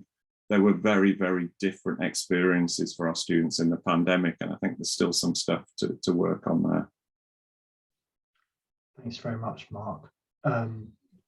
Do other colleagues want to leap in? Can I just leap into this one then? I agree with Mark. I think there are two sides. On the tech side, there are a set of things which they aren't the sexiest topics, but you need your identity and your account management to work. You need your data integration to work. You need to be able to rely on this. You need to have systems integrations. You need, if you don't have those basic things, then it starves the lifeblood of any transformation. So you need those before you even start. On the other side, on the people side, I'd say leadership. And we're hearing this from the panel. You can see that kind of senior leadership, which is essential. In Keele, we're in a position where I sit on the executive. The COO is absolutely brilliant and gets all this, which means naturally it's part of the conversation. So I think that's a critical building block. I think if I was going to be slightly provocative, I would challenge everyone here. In their institution, is your IT function still seen as a cost center, or is it seen as a partner? So do you have an IT director who will run a set of systems? Or do you have a CIO, CDO, CTO, whoever it is, who's actually part of the business? Because certainly when I look at different universities, I see very different outcomes depending on how it's set up. So I think that kind of structural placing to have the right conversations and the right support and the right, again, the culture side. But I think finally, the bit which is my normal soapbox, so I am going to say it: digital skills, digital capabilities, digital poverty. It's that piece. So for us in the pandemic, we were fortunate. We'd already rolled out Teams. So one of the first things I did with Teams was a PG Med cert. So I proved that Teams could work in an educational setting. I didn't start with professional service. That meant we were able to ramp that up quickly. And we backed that up with weekly drop-in sessions, training sessions, support sessions, a whole set of new things that we did to make sure that our staff had that. But at the same time, we handed out 4G devices to our students, because if you don't have connectivity, then all the rest of this doesn't matter. You're never going to get there. So digital capabilities from the ground up, and what we're working on at Keele is a self-reflection tool which will give every student, every member of staff, academic or professional service, the ability to look where they are. And that gives them, then we can link that with a toolkit, we can link it with subscriptions like LinkedIn Learning to go, right, here's how I can develop. Because one of the biggest challenges I see with this is if you keep trying to do things to people, and we've already had the kind of negative context of the pandemic, if you keep trying to force people with new tech, new digital, new services, faster, can you change this? Can you do this new process? Can you do this? We're changing our education, doing our research. Dear Lord, that's a hard message to receive. And if you haven't equipped people with the environment, the context and the tools, how do they succeed? So for me, making sure people have got the kind of their own personal toolkits is a major part of this. Thanks very much indeed, Dan. Jonathan, did you want to come in? Yeah, I'd certainly echo the point Dan was making around that. I suppose innovation and leadership element, and certainly I think one of the ingredients that's really working for us is almost that hybrid role between business and IT, where it has that focus on innovation and horizon scanning, but also has an understanding and sight on the challenges in terms of actually the infrastructure, what do we need to invest there to make sure that we are able to sustain and grow on this digital process of digital transformation. And that's been a very valuable role. And I think seeing that spread across the organization, other management roles becoming more of a collective leadership around digital transformation. It's not just driven by a couple of figureheads at an organization, but again, as a key ingredient, that's certainly been important. And that's kind of rolling into actually how do we shape the physical estate itself as well. So how are we changing the physical environment from which people operate within, the teach spaces that we create? And also it starts to draw in some of that digital capability that we want to develop in our management teams to grow the organization. So I think someone touched on it earlier around data analytics and business intelligence. How are we developing that within the organization to make more of those data informed decisions? And you start to create more of a sustainable approach with those almost hybrid capabilities and roles at the organization. And of course, that then links back to what you, again, colleagues have already said here, workforce development, skills, capabilities, people, absolutely crucial. And recruiting for that, developing the staff so that they're able to fulfill these roles and feel confident with the technologies and that process of transformation, then yeah, absolutely, that's a key ingredient, the key ingredient for sustaining the transformation as well as enabling it. It sounds, and I'm going to come to Deborah here, because Deborah spoke about almost embedding this as you go into a new institution at the heart of all of your strategy, and it sounds from everybody as though you almost need to remove the word digital from this. It is a broader process that one is talking about across the institution. You're right, Liam. This isn't digital leadership. This is just leadership, and leadership moving your organisation forward towards excellence is at the core of what all of us should be about. When I look at what the essential building blocks are, for me, it's about leadership at the heart. So I take direct responsibility for all of our digital innovation, not just because I love it and it helps to have something you love as a core part of your job, but because you don't tell other people to do things that you can't do. You have to be the change you want to see. You have to live and breathe that transformation so that staff can see you do that. You are a role model for that change. That's not always easy at senior level. There is sometimes quite a big digital divide I've found with very senior staff and their understanding of what digital looks like perhaps to a younger market or the markets we serve. What I would also say as well is it takes some real critical reflection. You have to be able to look at your own digital skills in really quite acute detail and see, am I good enough to lead this charge? And if I'm not, how do I at least understand, support and appreciate those staff that are leading the charge so that I'm not the anchor of digital transformation at my institution? And that really does happen in every part of the organization because it's at the heart of your investment strategy. Where you put your limited cash, in our case, will matter. So what do I understand about where to invest digitally? What makes one system better than another? It's not just about relying on the experts. It's about making sure that you have a credible understanding as a senior leader, so you can test, you can push, and you can evaluate really with credibility. Because I think credibility in senior leaders is a very hard fought and hard won commodity, and we really could do with seeing more of it in the digital sphere. I think that's a great point, Deborah. We are constantly, as an organisation, being asked now to help senior leaders understand what good looks like and the types of question that they should be asking within their institution. Coming to you, Awal, I know that in the context of Bangor, this is a relatively, this is something that you've been doing relatively recently. Did it start off as an IT project which evolved, or did it start as a sort of as more of a central transformation project? Certainly the former. So it started off as an IT intensive project, I would say. And the digital learning element of it really came about as a result of the pandemic, I would say. So we received funding from HEFCO to really drive the digital learning project. And that's one of the key things that we are trying to address, is to stop thinking about them in these silos and to really think about it in a holistic, integrated way. Just picking up on a couple of things that were said just now, I wholeheartedly agree.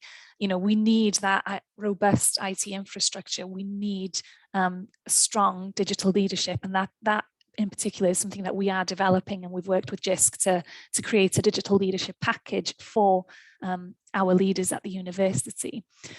We have to think about the estate, about teaching spaces, because we also need to make sure that we actually have the resources, the spaces to enable digital transformation and to inspire digital transformation from a teaching and learning perspective.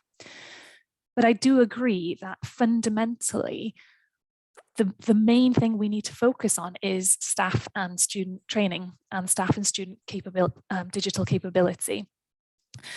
Sometimes I think we can try and run before we can walk, and we forget that not everyone is in the same place in terms of their digital capability. There's a large amount of diversity and variety at higher and further education, both in terms of digital capability from students and staff perspectives. And it's really easy to overlook that when you're thinking about digital transformation. You can ask people to be innovative, to think about transforming their digital teaching and learning.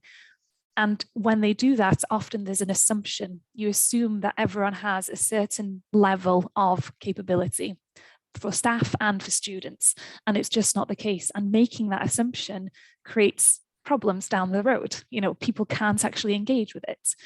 So fundamentally for me, I think engaging students and staff, supporting them to develop their digital capabilities, it is crucial. And digital transformation cannot happen if you don't go back to basics and if you don't focus on developing those core skills. Thank you very much indeed. And I think you've all given some amazing examples as well of the sorts of things that you're undertaking within your institutions. The theme of leadership has come up time and again. I wonder if any of you could sort of talk to us about the successful strategies that you've maybe employed yourselves to influence those in positions of power who may not have a good understanding of data and digital literacy, so that they can be more helpful, so that they can optimize their decision making in support of this agenda. Could I step in with a couple of tactics borrowed from Gareth Morgan and a rather amazing book on imaginization? He talks about termite mounds and spider plants. And I reckon that those things have been fairly crucial to the way we've approached this. In terms of our digital transformation story, the idea of strategic termite mounds, where you establish one thing and then another, and then you join those up, and you've got something to build on, and then the next thing comes along, and then you build on that. You know, back in 2011, I introduced a VLE that was driven by our student records data, and that was to ensure that every member of student and staff had this sort of personalized view. We then use those student records identifiers consistently across all our systems. So that enabled us to bring in a mega mashup that brought in all that personalized data about assessment, about teaching schedules, reading lists, useful videos, past exam papers. We wrapped this with this technology enhanced learning advice capability that was committed to partnership working and action research.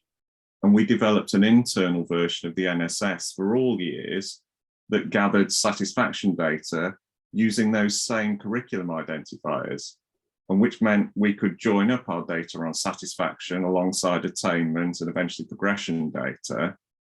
And then we joined up our timetabling system with lecture capture first, and then Microsoft Teams, overlaying video onto that sort of single source of truth for synchronizing the staff, the students, and the resources, bringing them all together. And we were working on streamlining the assessment life cycle through all of that. So we had this kind of single source of truth about deadlines, even if they were adjusted for personal circumstances. So everybody knew what was expected to be submitted when and when feedback would return. Now, I think, you know, that's over, what, 10 years? But each of those initiatives has kind of been building upon its predecessors, driven by this kind of representation of the administration of teaching assessment. And the aim that was underpinning all of that was to make sure everybody was working with shared understanding, there was consistency of experience, but we were reducing the burden so that colleagues had got more time for the real work of learning, teaching, and assessment. But out of the back of those systems was coming the insight on what's working and where we can improve. So I think that's where the kind of the metaphor of termite mounds building into something more impressive over time comes in. But I think the second one that we had there was equally important. The idea of spider plants, which kind of put down roots and established sort of decentralized mini replicas of themselves. And that approach was essential really for growing and nurturing the supportive community, for bringing digital into practice. The way we had sort of locally oriented but centrally coordinated technology enhanced learning advisors who work with our digital champions to spider plant that good practice of evidence-driven action research style improvement locally. I reckon that's been a critical success factor for digital transformation university-wide. So I think those two things for us are probably quite useful takeaways: spider plants and termite mounds. Thank you, Mark. Turning to any other colleagues who want to come in. I recognise Mark's termite mounds because I think we've done the same thing, just not with such a good term. So we'll steal that and use that. Thank you very much. For me, it's about trust. So when I joined Keele about 3.5 years ago, IT as it was, and it wasn't digital, it was IT, had zero trust and zero engagement. So what we've done is we've recognised that it's not IT. So my area doesn't use IT as a term. It's about what we can do. And then we've demonstrated and we've built trust. And some of that has been with different professional service and academics and schools, faculties across the piece, where we can help, we do. But also with senior management. So coming back to the question, how do you influence? Part of it is shock, and part of it is trust. The first thing which I did, which probably went to the shock side of it, is I was challenged to write a digital strategy. So what I did was I took each of the strategies, the education strategy, the research strategy, engagement strategy, and I said how we will support, enable, and push each of those. And so I don't have a digital strategy that's separate. It is just part of what we do every day. And that forced the rest of the executive to turn around and go, oh, we thought this is all different. It was about boxes and wires and stuff like that. It's like, no, it isn't. It's about what we do with the business. So that immediately challenged, and that was a shock one. And in other ways, demonstrating that credibility. So on a purely technical side, ripping apart cyber and making sure that we had some semblance of coherence as a response. Still a long way to go, but actually demonstrating it with an openness and honesty, a competence, a capability, and building it, again, reset the conversations. So for me, a lot of it comes back to this trust. Have we established trust and have we established credibility? And is that with everyone? So is a junior academic in chemistry going to come and talk to us about how we can help? Are our professional services going to come and talk to us about how we can actually drive that? Do we have any commonality and how do we do that? So for me, it's competence and trust. Thanks, Dan. I'm really conscious of the time, so I'm going to turn to another question. Which is coming from the audience. So thank you very much indeed for the question. So a question from Kerr Gardner: has COVID caused a lasting step change in digital transformation, or simply a blip? And I'd also really welcome your thoughts here on I think somebody may have mentioned almost the fatigue issue amongst colleagues within institutions, which seems to come up constantly. That sense that, you know, everyone went above and beyond for the pandemic, and now above and beyond has become accepted as almost the default. And we're being asked the question: are you going to put something in front of me which saves time, or is it just going to add to my workload? So I'm really interested in that aspect of the question there as well. So I'll turn to Awal first in the first instance there. Yeah, excellent question. So it's a tricky one to answer. And you know, ideally, I would think that it's a permanent change. It's not just a blip. But you know, it is something that we're seeing from staff members. There is this element of fatigue. People are exhausted, and not just staff members, but students as well. So it's something that needs to be considered. You know, from a staff member perspective, it is that element of increased workload, a complete change from what they signed up for, let's say, in a completely different way of teaching. From a student perspective, it's a completely different way of learning as well.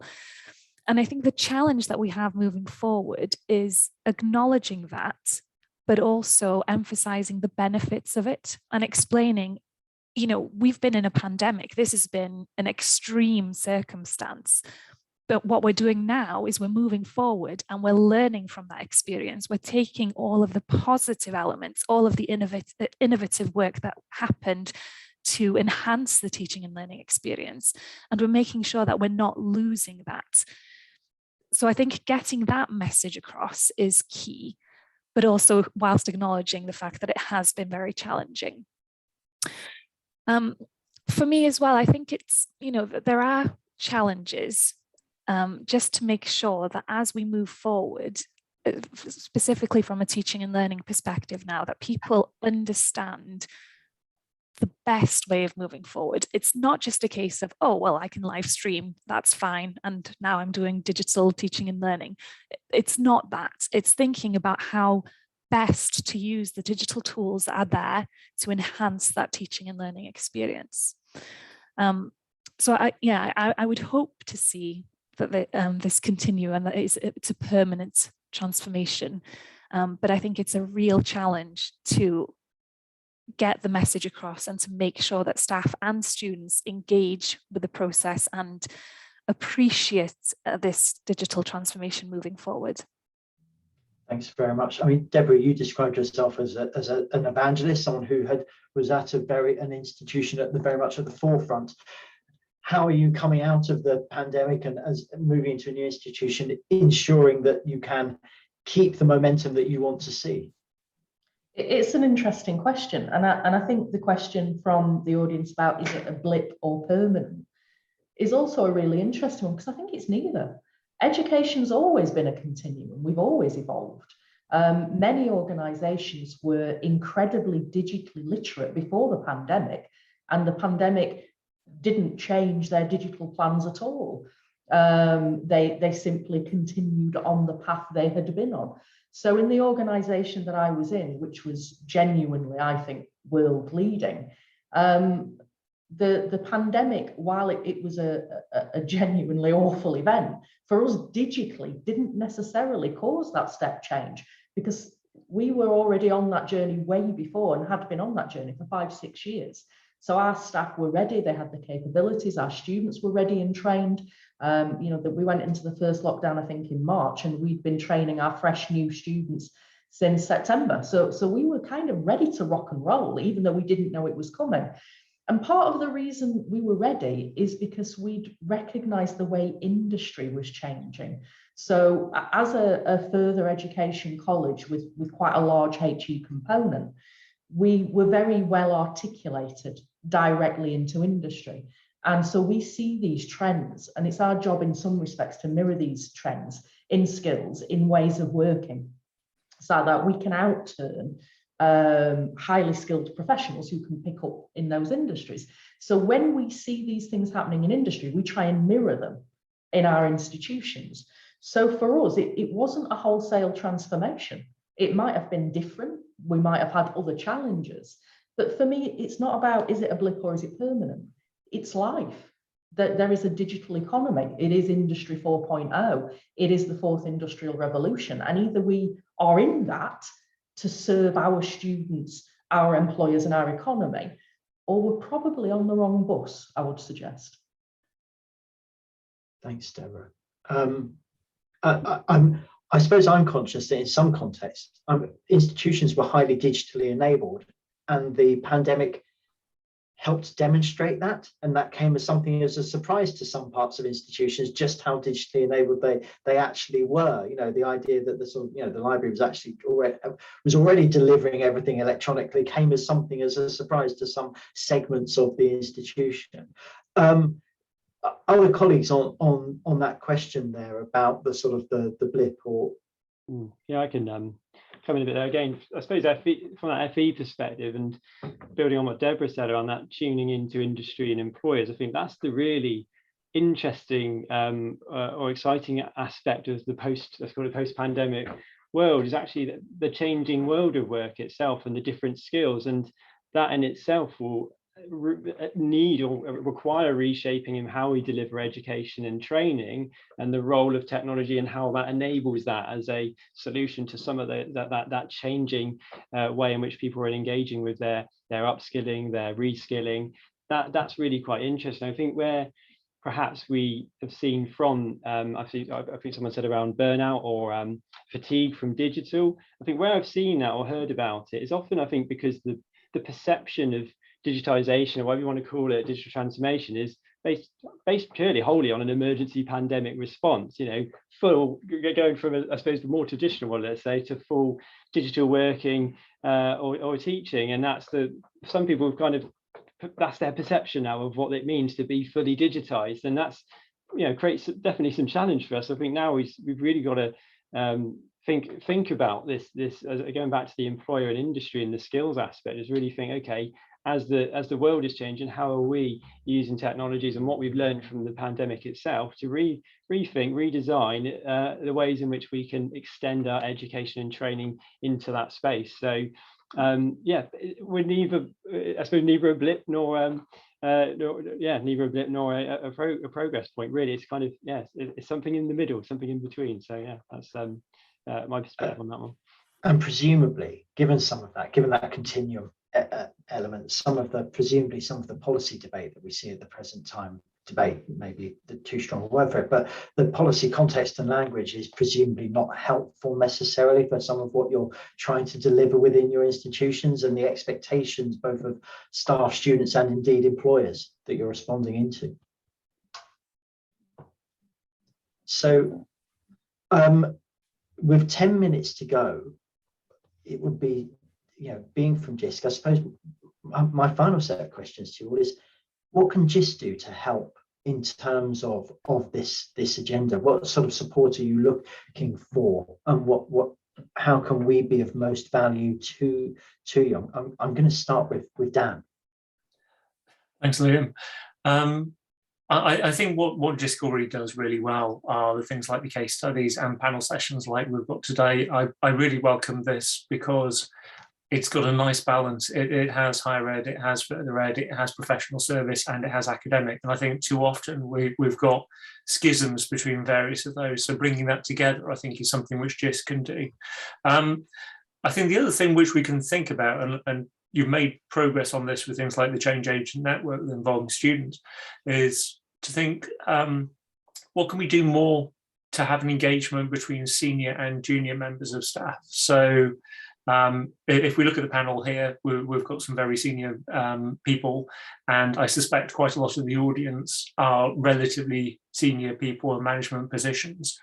But I remember way back when I started, which is now last century, long time ago, trying to do something transformative in a hierarchical organization like a university where you don't have experience. It's blooming difficult. And what I don't see is I don't see any kind of mechanisms or fora to bring it together. And I just wonder if there's something that just possibly working with UCEA and WHO and all those kind of people, if there's more we can do in that space, because a lot of what we've got from this session, or what I've got from this session, is, as normal, it's not about the technology, it's about the people. So we can get some of our people, this is how we talk to senior management, this is how we can talk to our academic colleagues, this is how we can incentivize, this is how we can embed it in our HR, this is how we can give people digital capabilities. But if you're in Kiel language, a grade 4, what does this feel like? Do I really feel like I'm in a position to do this? And who do I talk to? And this isn't about IT people, library people, it's just anyone. How do I start this journey? And I just wonder, it could even be Chatham House type things where you've got a group of people like me or Mark or Deborah, where you can just challenge and go, well, how do I do this? I don't see any of those fora around in the sector. I may be wrong, there may be something which I'm not aware of, but that's a response from me. Thanks very much, Dan. Mark? I think that's a really good point, Dan. I mean, the other thing that I was just reflecting on, the catalysts for our transformation, and the Jisc funded projects have played a really important role in our story. And they were because they brought together key individuals from different levels across our internal structures. There was a time box delivery of impact associated with the project. There was that spotlight of external scrutiny. And then there was that absolute commitment to share the lessons learned with the wider community. Now, I think that was really important for us. And I also think right now the sector's got some pretty extraordinary challenges to deal with. You know, the policy context, the skills agenda, meeting that challenge with falling unit of resource, supporting the complex needs of all that cohorts of disrupted learners who are coming through and who are longing for belonging, but also juggling the needs for flexibility with all of that, and trying to do that while we've got raised expectations of digital now, but we're still dealing with that legacy of technical debt and all the underinvestment that had preceded it, because it was the nice shiny buildings that used to get the money before this. So I think it's really going to be the scale of these challenges is going to need that pooling of effort, bringing in talent from all levels. And so I can see bodies like Jisc, the digital providers, needing to come together to do this. And, you know, I kind of see the future as a collaborative one, really. Thanks, Mark. Deborah? Thank you. I think there's been some excellent points made by Dan and Mark already. I think Dan made the point in particular about this being a unifier. We do often see different phases of education as fundamentally separate, and the truth is they're not. They're a continuum. Our learners move through from one phase to the next. So somebody who's my learner now may belong to a university in 2 or 3 years. We're all part of that same learner journey. We're part of their same cycle, but yet we treat each other like we are fundamentally different, or sometimes even that we're enemies. There is no reason for that. The future should be collaborative. And I think Jisc can play a huge role as a unifier. I like hearing from university colleagues about their challenges and how it looks to them. And I want them to hear how it looks to us as well, because it's different but similar. And there are lessons to be learned across the board. I think you can also at Jisc act as an advocate. It is a very complex policy landscape and a very challenging policy landscape. So how can you advocate for education providers in the digital sphere, about what we need, about the standards the government might set, about how our government departments might interact with us on this. I think your research capabilities as well can come into play here. What can you tell us about what works best, not just in our sectors, but internationally? I was very lucky to be part of a Jisc roundtable with US community college providers, and it was absolutely eye-opening because different country, different context, same challenges. And being able to share that was really powerful. So I think the ability to share, to be a unifier, to influence, to advocate for us, and bring us together as a collaborative, united sector who educates people from cradle to grave in our case. Thanks, Deborah. And I guess as part of that as well, not just HEFE, but looking beyond, you mentioned the industry element as well, which is so important. Jonathan and Arwell. Yeah, probably might sound like a repeat in a way, but definitely the strength in Jisc is operating across almost that education and skills supply chain, and I think I'd probably add in schools and trusts into that as well. So it's really that broad connectivity. And just picking up on that research point is, I think particularly where budgets are challenging, what is known, what is proven to be an effective I suppose application or strategy around technology and digitization, is that's going to be very useful where budgets are perhaps more challenging, as I say, and that schools and colleges might be perhaps more risk averse about investment in technology. And if Jisc are able to demonstrate where there has been that research, so there is an evidence base to a certain aspect of digitization, then that's a real strength. But I think that ability to move across that chain, I think, is really quite a powerful role, and can really nurture the collaboration across that, rather than just be in these kind of silos at an organizational level or at a sector level. And you could, as we said, really extending that chain into employers. So it is really following through that whole journey, really. So really repeating, I suppose, what's already been said, but I think that's a real strength of Jisc. But yeah, I mean, already there's a lot of good activity and really beneficial activity that Jisc offer. But for me, I think that's a real strength that you have as an organisation. Thank you very much indeed. And I will leave the final answers to you there.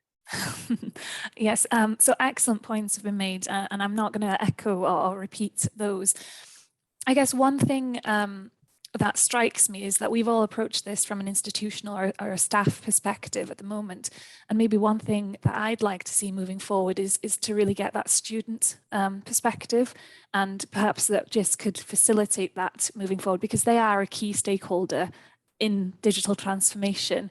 And we're talking about differences between senior management and junior staff, but there's a huge difference between just academic staff, professional services staff, what we think is going to work, and what students actually want, what students think is going to work.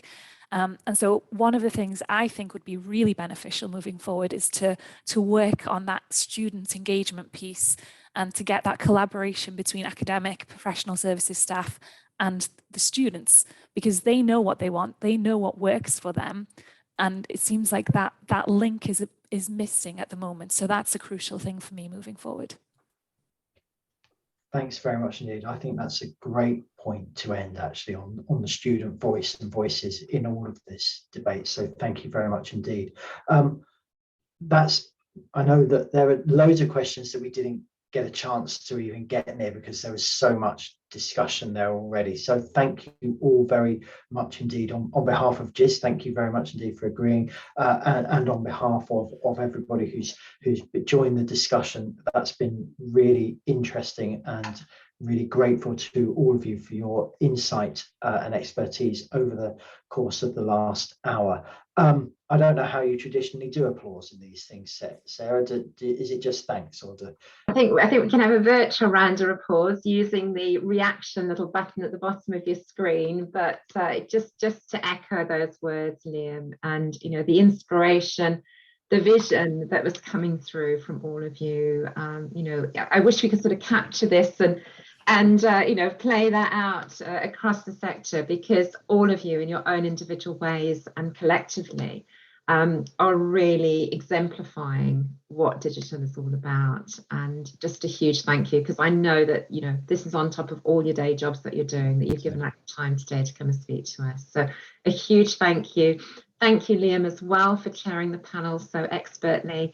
And I think we've got some excellent ideas there for us to continue our journey and how we're supporting and working with you collectively on this agenda. And some lovely comments just coming back to previous Jisc work, you know, the camels, birds of a feather, the student engagement angle. And I think these are all areas now where there is an emphasis back in Jisc to really sort of help work with the sector more collaboratively and to really drive us all forward. So thank you so much for your time today. We're going to break for lunch. We're back at 1:30 with our next session, hearing from Sebastian May at University of Arts London. So thank you all, and we'll see you back at 1:30. Thank you. Such an engaging morning, and really delighted now to hand over to Sebastian May. Sebastian is going to be sharing his work from the University of Arts London. So I'm going to ask Sebastian to share his screen, and we'll take on his presentation and hear more about his work. Great, thank you so much, Sarah. Hopefully you can hear me okay. We can hear you perfectly. Perfect. So let me just get this shared.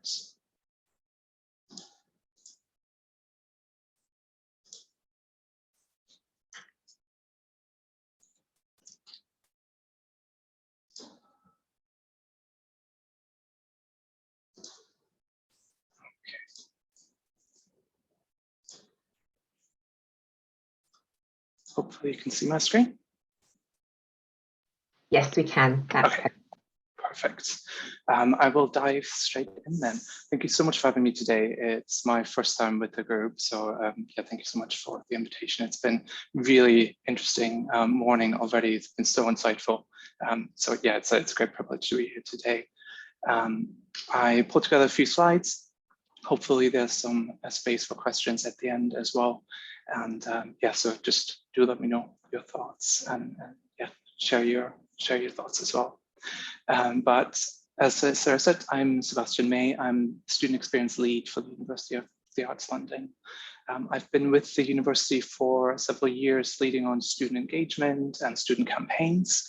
And as of last year, focused on our future online provision for students. So as previously, I've been looking at student experience for our 22,000 students, creative students across 6 colleges in our institutes. I'm taking all of that work with me, now looking ahead at what's to come for UL, which is really, really exciting.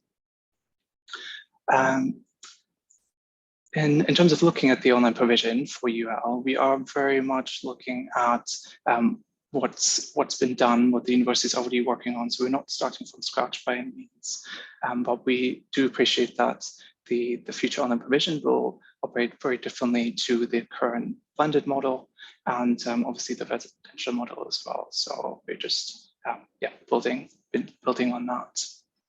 At the end of last year, we took a step back and we put together a new team to look at this online provision, and we pulled together lots of different stakeholders from across the organization as well to drive this work forward. And that includes the student experience as well. On this slide here, you can see some of the work from our residential students, actually from our Creative Computing Institute. So in the next 25 minutes or so, I will run through some of the work that we did during the pandemic, and that will be very familiar to you, and it will touch on lots of things that were discussed this morning already, I imagine. But I'll take a look at how that is shaping our online provision currently and in the future. And then I'd like to talk to you about our action research project that's currently going on, so we're right in the middle of it.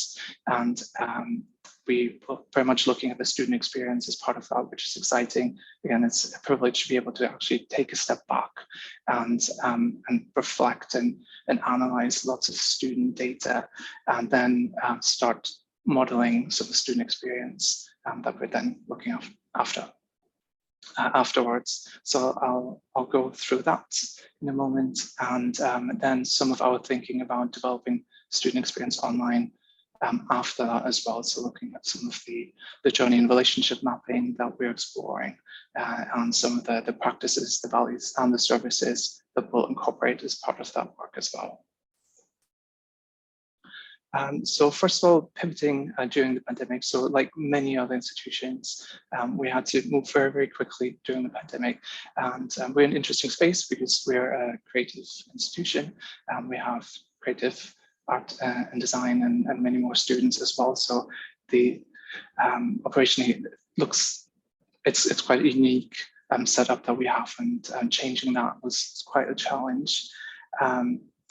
But some of the biggest ones were obviously being able to provide access to students where previously we had physical access to physical teaching, studio and learning spaces, materials and equipment, physical support, and of course, lots of different physical creative communities that existed. And most of them were linked to our buildings. In many instances, we need to figure out how we could teach subjects such as pottery without providing students with access to things such as kilns. And here's an image of our special effects department in Wimbledon, just to illustrate the physicality of all of that. So looking at shaping our future online provision, it's good to take a look back and actually look at what we developed during the pandemic as well. And here's some of the student-facing elements that really developed and often shifted online and expanded. So just to give you a few examples, we increased our health and wellbeing support through the use of new digital platforms. We scaled up counseling support. Our student union started offering some really innovative companion schemes for lots of events and social things as well that shifted online. Library services pivoted online completely. Admissions enrollment moved online as well, completely for the very first time. So that was quite amazing to see that shift as well, and the benefits that had. And also welcome and induction to students shifted completely online. The way we communicated to students changed dramatically as well. So we brought together offer-holder communications and student communications much closer. We developed new information hubs, alerts, and critical email systems. And we centralized inquiry functions as well. We scaled up career support, and we invested hugely in the way that our students were able to showcase their work, which is a big thing for UL. And of course, a lot of thinking went into the support of staff alongside of that. So just a couple of elements to illustrate this. So here's some images from our big welcome in 2021. So in the second year running, we actually ran an online welcome. So our welcome guides were previously printed. They're now digital. We have an information hub that was created. All our events shifted online. Email communications changed the way they worked. And some of the support around that changed as well. And we ended up offering much more support to returning students as well. It was one of the biggest learnings from the pandemic, that returning students came back and the landscape had changed so dramatically that we knew we needed to create much more support for them. So they're actually incorporated now in UL's welcome, which is quite wonderful. And then I briefly mentioned this, but our graduate showcase has really become an amazing hub for all of our student work, where previously this was all showcased in physical exhibitions, runway fashion shows, and much more. So during the pandemic again, we created something where students could host and showcase, curate their work online, and obviously communicate it to the external world, which is one of the key things that students come to UL to be able to do that. So we wanted to make sure that that exists. And a lot of this work continues to be, and we're building on that at the moment, and all of the learning from that time also will go into our future online provision, which is really fantastic. As a team, we learned a lot, probably much more than will ever fit on this little slide. But one of the things that I want to highlight today is how the online experience really enhanced some of the things we already knew. But it was good to be reminded in a way. But some of the things that it really brought out was that for different students, different needs and different expectations play a huge role in the student experience, and that was brought out. So their personal circumstances, but also their barriers and expectations really came to life during that time.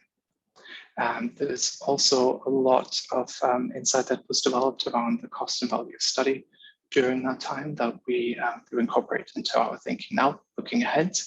And we found that there were many new opportunities for students to feedback as well, and for us to engage with students during the pandemic that we want to continue to take forward. So really important student feedback loops that I personally want to make sure we incorporate into our future online work. We found there was a huge demand for online services support.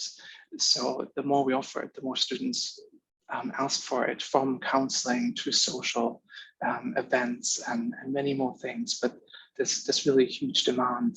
And again, we don't want to lose that moving forward now that we can go back into our buildings. And of course, developing and connecting internal services, functions and staff has become really key, and UL continues on that trajectory as well. So those are some of the things that we took away from that time. Now, what we're doing at the moment is really exciting. And so I'll just take a moment to run through our action research project. And we're about halfway through that at the moment. So I can tell you some things, but I don't have results to share with you yet, but hopefully it will give you a good idea of what we're up to at the moment. But first, the UL just launched its new 10-year strategy just a few weeks back, and digital is key within that strategy, which is great for the work that we began last year.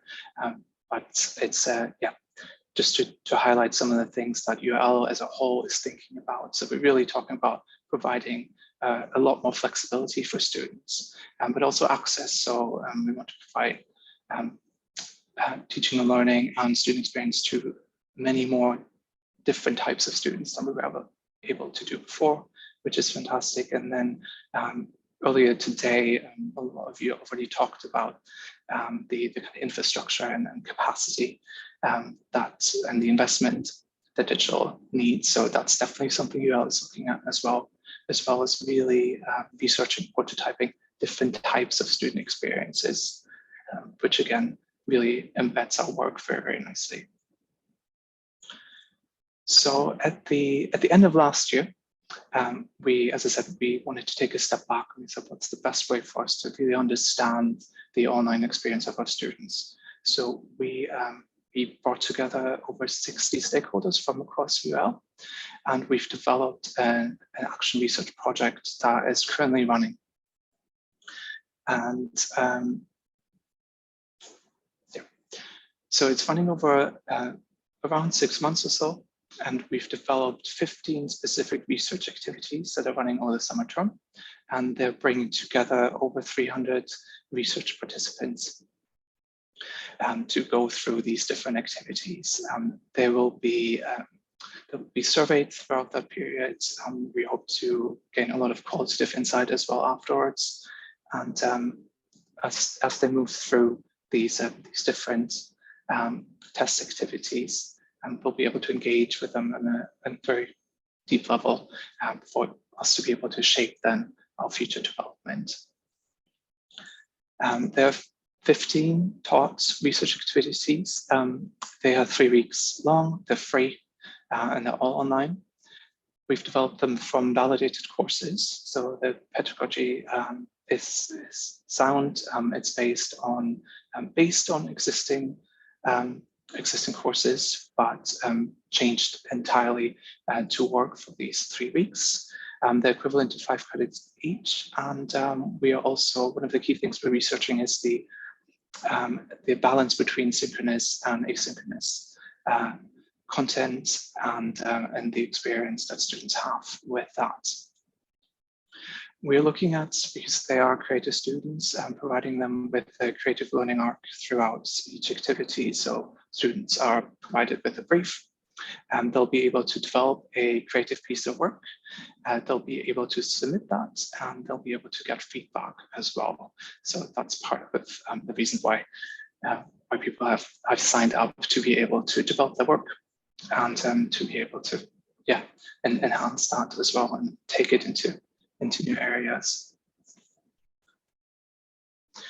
There are 5 key themes that we're really interested in as a unit, and you can see them here on screen. And we, through the research that we began last year, we've come together and we said these are the things that we can connect many, many things to, but we're also looking at the research through the lens of these different themes, from flexibility to embodied practice, belonging and inclusion, access and audience, induction, shared content.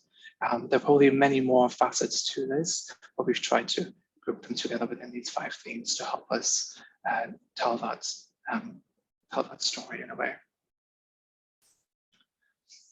So what this means in practice, so in spring term, we had 2 different type of groups come together, thematic group, for each of the research activities to discuss and come up with research questions to then support the development of the research activities. And then we have a separate group for each of the research activities as well, looking at the development of the 3 weeks.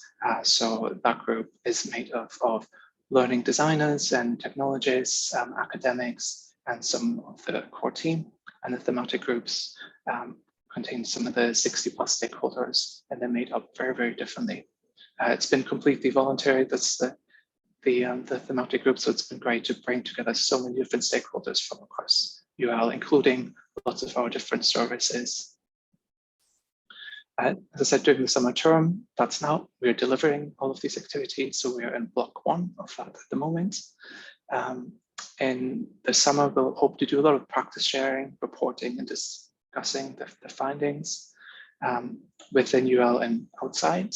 And after that, we'll have a look at developing a pedagogical model to reflect our findings, as well as the student experience approach and model, before we even think about the delivery. Here on screen, you can see some of the research questions that we're asking. So from questions around induction, how we can map content to learning objectives, local context, the role of the tutor, looking at the students' work much more closely, and then also looking at flexibility in online spaces, just to give you a bit of a flavor. Here's some of the research activities, or all of the research activities actually, so you can see it's quite a wide range of them. I'm not going to go into too much detail here, but just so you have an idea of what the creative subjects look like that we're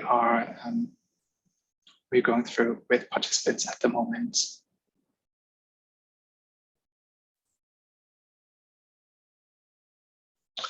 So now moving forward, looking at the student experience online, it's very much embedded, as I said, in that research.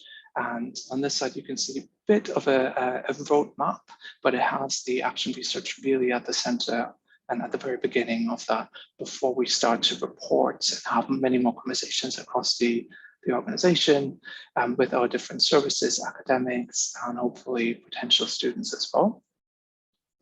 I should have said all the research participants, or most of the research participants, are new audiences that we're reaching out to. So while we will have some conversations with current students and staff members, obviously, we're really keen to speak to people who aren't part of the UL family just yet, to get different points of view and perspectives, and to reach out to different communities as well. So that will hopefully be part of that. Before we then shift into creating a student experience vision, some of the modeling that we're hoping to do, I personally would love to create a community of practice that this work can be taken forward by, and then eventually we will look at a course delivery in the future as well that will embed the student experience design. We're already doing some work around student experience and journey mapping. So what you see here is quite a linear approach. We know that there's much more physical nature to students coming on to courses and experiencing the time at UL, but this helps us map out some of the crunch points that we have across different services and systems and align to different student personas. So we're doing student persona work at the moment as well, which will be able to go into this.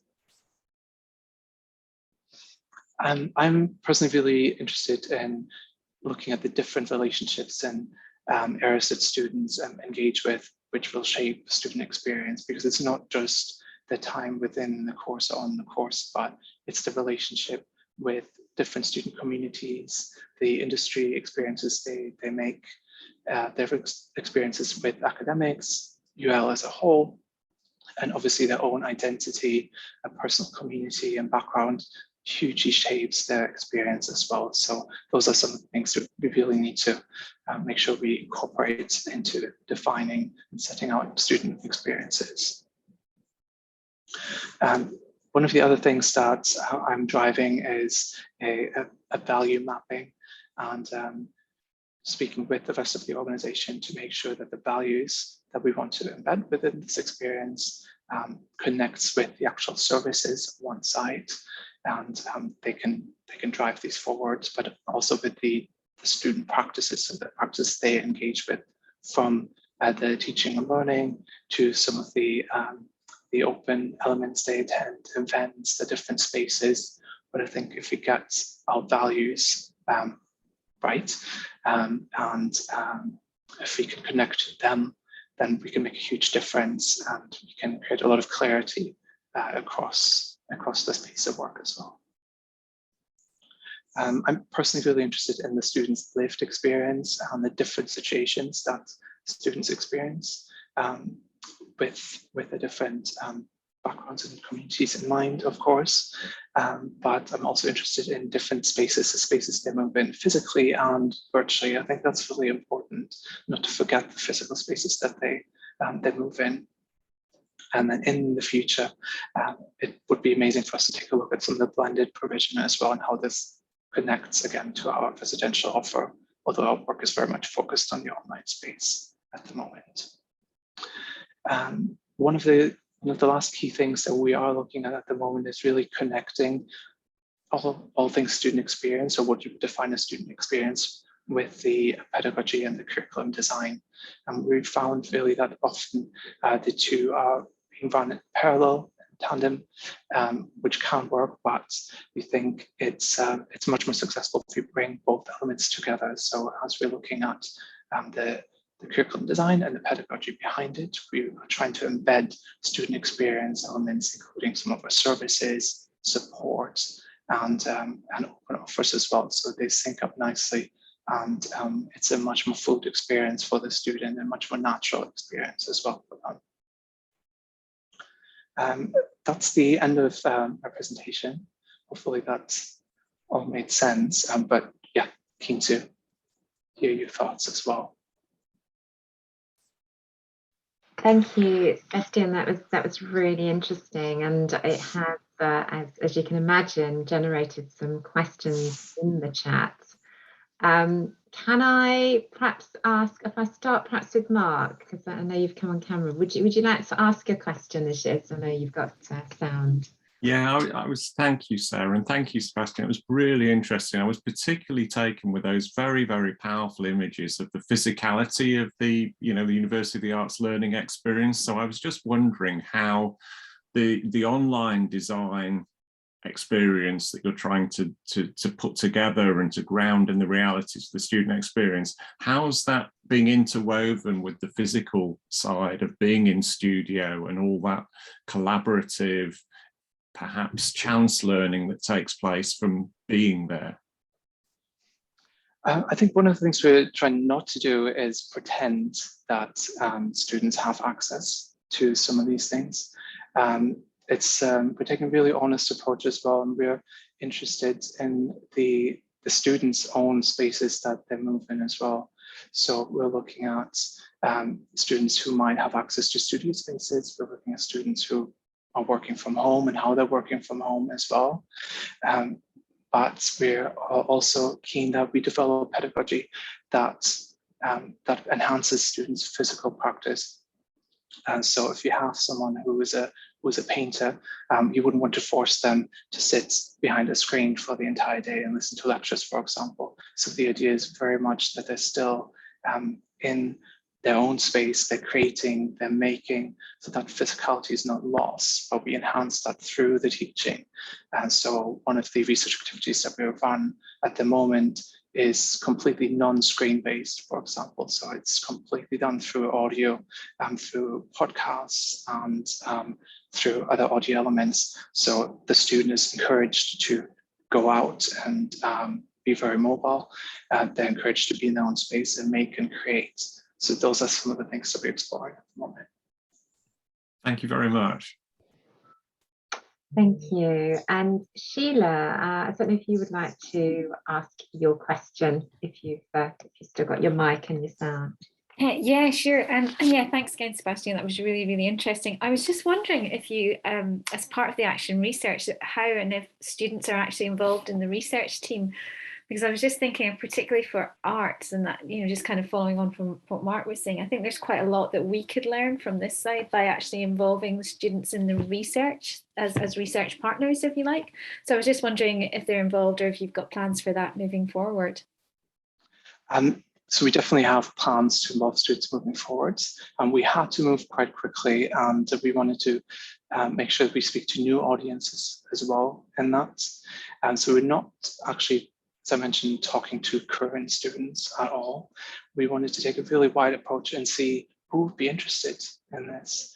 And we're seeing that there's a vast range of very different types of students that have actually approached us and said, we want to be part of this.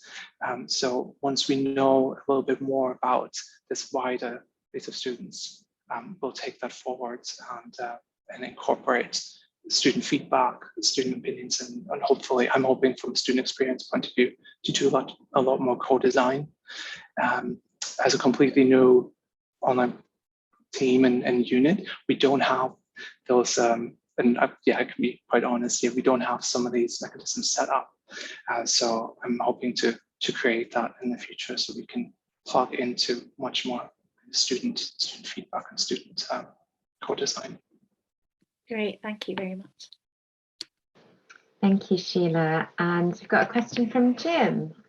Jim, you're welcome to take the mic and ask your question. Thanks, Sebastian. Really interesting. I love the action research approach. It's quite a novel thing because usually institutions in this sort of scenario will reach for institutional surveys and these sorts of things. Are you doing both at the same time? How are you finding that particular approach working? Because action research is a bit challenging at a large scale. Yeah, no, absolutely. So we are taking, I guess, a dual approach because we do have the entire summer term. That's a real privilege for us, and we are running it in different learning blocks as well. So we are using a lot of surveys. We have people who sit alongside the actual learning and teaching. There's a lot of data that's coming in through our different learning technologies as well. And we will be speaking towards the end of that to students as well, and directly about their experience. But the nice thing is running through these blocks that we're able to incorporate feedback, discuss feedback, and amend things as well. So we have different types of surveys that take us through that time as well. And they're all building on top of each other, which is quite complex. Yeah, it's be able to move much faster as well, because we have set aside that time to do that over the summer term. Thank you, Sebastian. I've got a very quick question to sort of end off, really. You've mentioned international on one of your slides, and just wondered if you're going to be including international students in your research and recognizing that their views may be quite different cultures, different backgrounds. So I think that is also an area that's really under researched at the moment. So just be very interested on your take on that too. So the nice thing about this research was that we were able to open it, and as we wanted to see who would be interested, and the majority are international students who've come forward as well, which has been really, really wonderful. And we've kind of opened our doors to that, and to some of the technological challenges that come with that as well. And we definitely want to incorporate a different understanding as well. We're working really closely with our international team already, with our language services, with our academic support. We already specialize in that anyway, and they've been able to help us customize a research experience for these participants from these backgrounds as well, which is really wonderful. But absolutely, it's key for us to not exclude anyone. Thank you. And I think, as you've seen from the interest, I think you'll be very interested in hearing how the project goes, and, perhaps going back to another meeting further down the line to share your experiences and share some of the outcomes of the research too. But I would love to. Thank you so much for joining today, Sebastian, and I'll ask everyone to give you a virtual round of applause. Thank you so much. Now, the virtual round of applause is coming as well. Thank you. It now gives me great pleasure, and I'm just going to share my screen. So I've got Elsa's slides up. Great pleasure now to introduce and welcome Dr. Elsa Crum from QAA.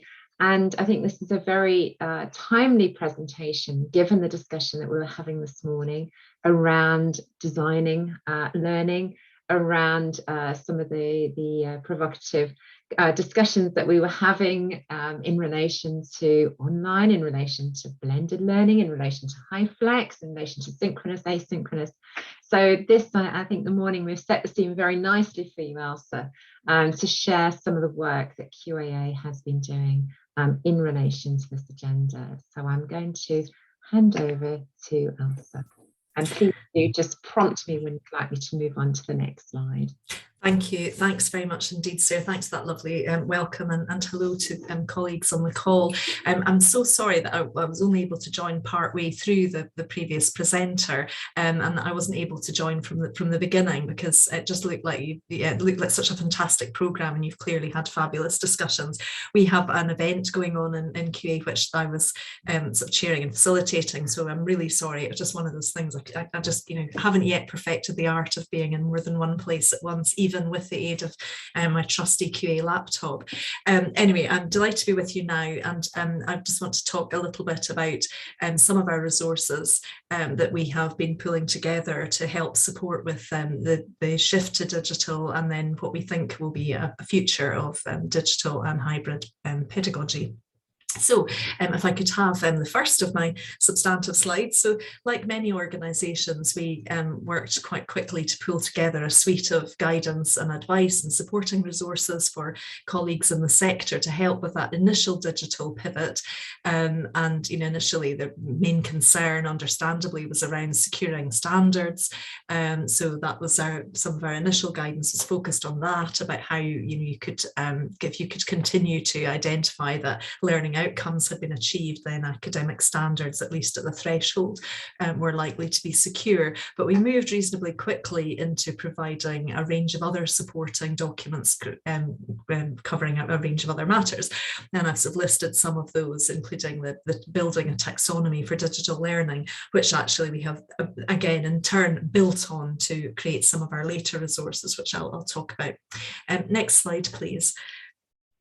we were able to draw on our network of colleagues and sister agencies. And one of the things that's particularly helpful in providing insights to us during the sort of early stages of the pandemic was because the pandemic had rolled out in different, if that's the correct term, had struck in different ways and different timings in different parts of the world. We were able to gather some early insights from colleagues in other parts of the world around the beginning to move back onto campus and beginning to look at slightly different changes or changed approaches to delivery and assessment and so on. And so we shared quite an extensive range of policy and practice in different parts of the world. As a specific example, we were able to draw on the experience in South Africa of arrangements to help support students who were experiencing digital and other forms of poverty that were inhibiting their ability to engage online. And that was really helpful, hearing about some of the approaches that the South African institutions had been able to engage in there, and thinking about download times, thinking about making more material asynchronous to help with download speeds and broadband connections, things like that. Next slide, please. We were also really fortunate.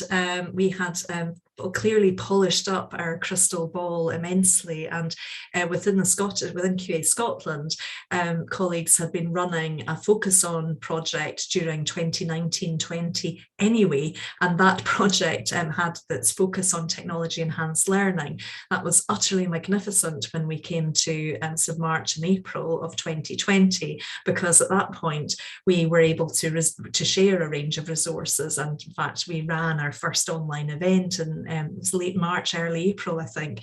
So we'd only not very long had Microsoft Teams downloaded onto our machines, and the next thing we were delivering to a conference with a few hundred delegates on it. And I have to say a really big thank you to Jisc, to Sarah and colleagues, to Kelly Moat particularly as well, because the support that we got from your colleagues with the project and with enabling us to share a range of really helpful resources was just fantastic. So thank you for that. And next slide, please. So moving on from that then, a couple of particular resources we began to develop. We're looking at links between good practice in digital learning, teaching and assessment and improved student engagement, progression and achievement. So we began, we had a couple of bites at this during sort of late 2020 into 2021, and I'll talk about some of the outcomes from that work. And that work progressed into a much bigger project that we ran subsequently, which we then became known as Made Digital, because the good practice in digital delivery was a bit of a mouthful. The other thing that we wanted to make sure we were doing was engaging and supporting students to engage in thinking about the nature of their education. We saw quite a lot of it negative coverage in the press, and we understood, I mean, hands up who enjoyed the pandemic, and a show of no hands I think would emerge. So we understood that students were unhappy. In some instances, though, that was bubbling out into being very unhappy with their quite a questioning of the value, in inverted commas, of their education that they were receiving. So one of the things we wanted to do was to try and help students to understand where responsibility lay for particular activities, and to try and help tease out what students were experiencing that related to their learning and teaching, to their delivery or to their engagement with assessment on the one hand, and to their broader engagement with the institution on the other, and to their wider engagement and their having to live through the context of the pandemic. It wasn't easy in any sense, but we wanted to allow them to see how they could tease out those things, and then they could think about where they could go to share their views, with the hope that that would be a constructive conversation with colleagues and institutions. So what were the things that they could affect, and what were the impact of that likely to be, and in terms of improving their immediate circumstances. So that was another important piece. Next slide, please. Looking at the digital pedagogy that's associated with positive student engagement, because initially we were really only able to look at engagement as opposed to actual student achievement, because we didn't have the outcomes from the pandemic awards at that time. So we conducted a scan of surveys that were in the public domain, and we also conducted a range of structured interviews with a variety of colleagues within the sector with different roles with different academic roles and administrative support roles and so on. And from all of that, we identified some factors that had been associated with improved student engagement, which we know was a challenge for colleagues. It can be a challenge for colleagues at any point, but it was a particular challenge during the pandemic when students were feeling isolated, and many staff were, as you very well know, having to put practice into the digital space when that wasn't necessarily, hadn't necessarily previously been part of their sphere of expertise. So the kinds of things that we found were associated with positive student engagement at that point were where there was provider-wide guidance on course design. So rather than individual courses making the best of what they were doing, if the delivery and assessment practices were part of an institutional strategy or an institutional approach, that was associated with positive student engagement.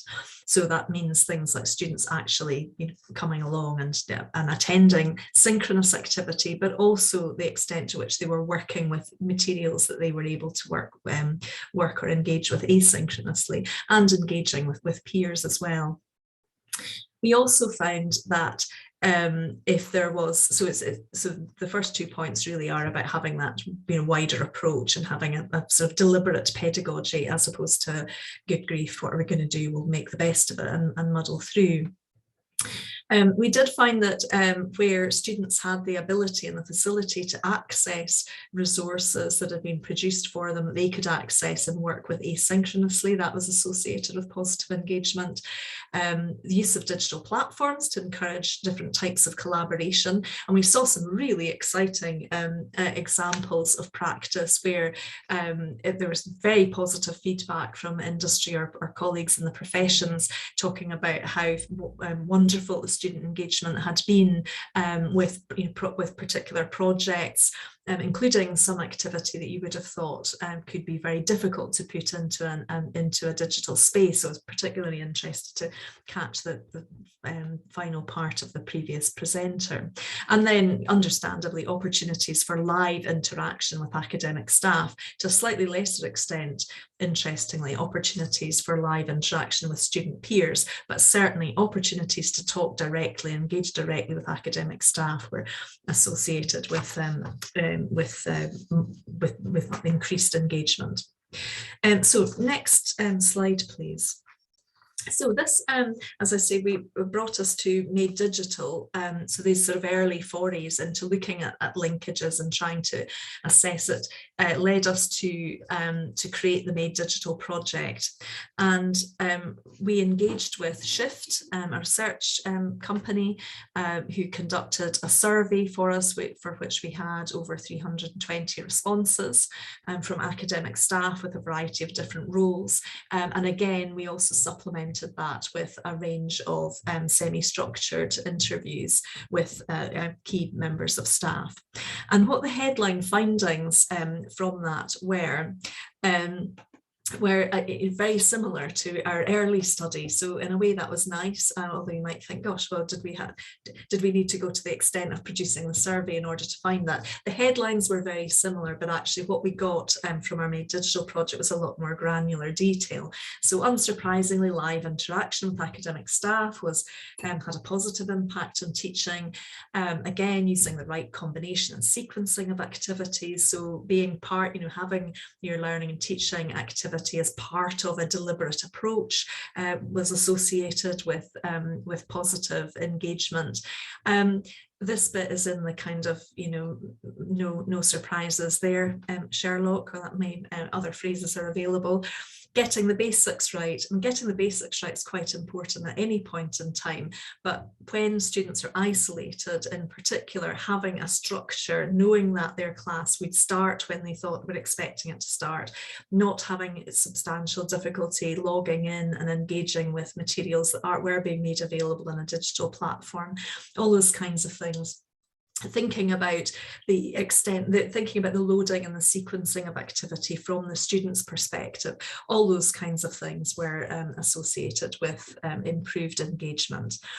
Educators, we use this term, academic staff essentially felt that the shift to digital delivery and assessment had impacted student engagement, but they were quite mixed about whether that had been a good thing or a bad thing. And I'll unpack a little bit of that in the next slides. Cultivating a learning community, not only having a positive engagement with students in an episodic sense, but actually having that wider sense of community between synchronous sessions and between a range of staff. So between a range of staff that students are engaging with a team and with their peers as well, was key to promoting positive student engagement. There were a number of concerns raised. There were concerns about increased staff workload and the sustainability of the workload associated with a shift to online, and then increasingly as time moved on, hybrid delivery. And it's evidently important that providers should be supporting staff with their digital capacity and capabilities. So if we move on to the next slide, please, we can have a look in a little, excuse me, I'll just have a drink. We can have a look in a little bit more detail about some of the granular outcomes. As the slide suggests, 83% of the academic staff reported that the shift had impacted student engagement, but you can see that there was quite it wasn't clear cut between the group of respondents about whether that had been an improvement or whether it had been a hindrance. And this was in relation to asynchronous learning activities. We'll come on to talk about synchronous activities in a moment. So in terms of student engagement with asynchronous activities, there was no clear view really on whether that was better or worse during the pandemic, interestingly. Next slide, please. If we look at the types of activities that promoted positive student engagement, we can see that interactive gate quizzes and games, no big surprise there, were very popular, as were lecture recordings and the use of materials students could engage with in their own time, alongside structured video content. And I know there's some discussion and debate around whether recording of a lecture, or rather recording snippets of a lecture, or specifically recorded material in order to share, what the advantages are there. But those were the kind of three top hitting types of activity that were associated with greater student engagement. Moving on to the next slide, we can look at staff views on student engagement in asynchronous activity. So the view was that whereas with asynchronous activities there was a little bit more equivocal about whether pandemic times or a shift to digital had improved or worsened that situation. In terms of the student engagement with synchronous and live activity, over half of the respondents felt this had declined during the pandemic or with the shift to digital. But it still a reasonable chunk felt that actually 30% had thought that students' contributions had improved. And that's something we've heard a lot. In fact, I was hearing that just in the session I was in earlier today. Colleagues again saying how the fact that we have a chat function actually promoted individual student engagement in a way that having lots of students together in a large lecture hall can be more inhibiting. So those kinds of arguments were coming through, but over the piece, staff felt that it had been an inhibitor. Moving on to the next slide. The type of synchronous activities that students like, there's quite a lot of correlation. So live interaction with academic staff, not a great surprise. Synchronous opportunity to ask questions, so Q&A type sessions. And again, interestingly, the bottom one is about lecture recording. So and materials for students to visit in their own time. Now that's, you may think that isn't synchronous, but it came through very strongly as one of the things that then drove greater engagement in a live sense. Moving to the next slide, so that was about student engagement. Looking then at the impact of the digital shift on student assessment and achievement, looking at that, we found that over half of the respondents thought that the shift had affected students' final grades, but there was differential views about whether they had been positively or negatively impacted, and we'll look in detail at those just in a moment in the next slide. In a very positive sense, our respondents indicated that the shift to online learning had really improved students' digital capabilities, and that it was very likely to aid their employment. And we know from some other work that I've been engaged with previously, looking at graduate skills, that employers have commented that while students, particularly being recent graduates, have grown up in a digital era, digital natives, all the rest of it, and they're very familiar and adept in some senses, but they are less, again, these are generalities, but the graduates tend to be less familiar with the use of digital tools and applications for business use. So while they may be quite accustomed to laptops and other forms of mobiles and all kinds of things like that, actually when it comes to the applications or the ways in which employers expect students to engage with these kind of digital tools, they felt that they weren't as well advanced as they might have been. That's a project we conducted about three or so years ago. With a big sort of survey of a variety of employers and so on. So this, the feedback we had here was that this had been the silver lining in quite a dark COVID cloud. Again, synchronous interactions were considered a very positive effect on student achievement, no huge surprise there. A big finding was that student groups were affected very differently. So while students particularly from poorer socioeconomic groups, so students who are experiencing digital and other forms of poverty, they may not have had suitable study space, it was felt that their assessment and achievement was adversely affected. Other student groups, notably mature students who typically have other responsibilities, might have a full-time job, they may have other humans that they are caring for, they actually benefited from the shift to digital. And you can see in the detail of the report, they really welcomed actually not having to physically go to their place. They actually really enjoyed the remote element of accessing material of that particular student group. We also found that providers have redesigned many of their assessments to focus on testing understanding skills and competence, so less emphasis on recall. We can understand why that might be. We also know there are a lot of concerns with the shift to digital assessment about academic misconduct or the potential for different forms of misconduct, and that may have driven some of them. In fact, it probably did drive quite a lot of the redesign of assessment. Increasingly, we're seeing as providers are increasingly using the digital space for conducting assessment, we're seeing lots of thought going into different types of assessment. That's a big piece of work that we're engaged in, all kind, not only thinking about the format of it, but the content, the design, the level at which assessment comes in, whether it's modular, programmatic, the extent to which you're encouraging students to engage in assessment instruments that are much closer to the kinds of things they would do in employment, or authentic assessment as it's sometimes referred to. I know people don't always like that term. All those kinds of things. Just a final point before I move on to the next slide was that Some of the staff commented that no detriment policies and the likes had led to more students with credit deficit progressing. So there had been greater flexibility or a certain amount of latitude, much greater latitude offered to students to progress from one academic year to the other, or from one portion of a course into the next with credit deficit. And that's something that we would be very interested in following up to see what the impact of that had been and how what arrangements have been put in place to mitigate that.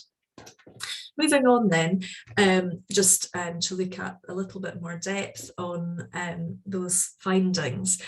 So we can see that again, it was a bit split. So but there's a big chunk, so 33% of staff felt that the shift to digital or shift to digital activity had no impact. So they thought it had a neutral effect in terms of students' actual grades. And in a way, that would be the outcome you would want it to have. The format, in a sense, shouldn't affect, one could argue, the students' final grades.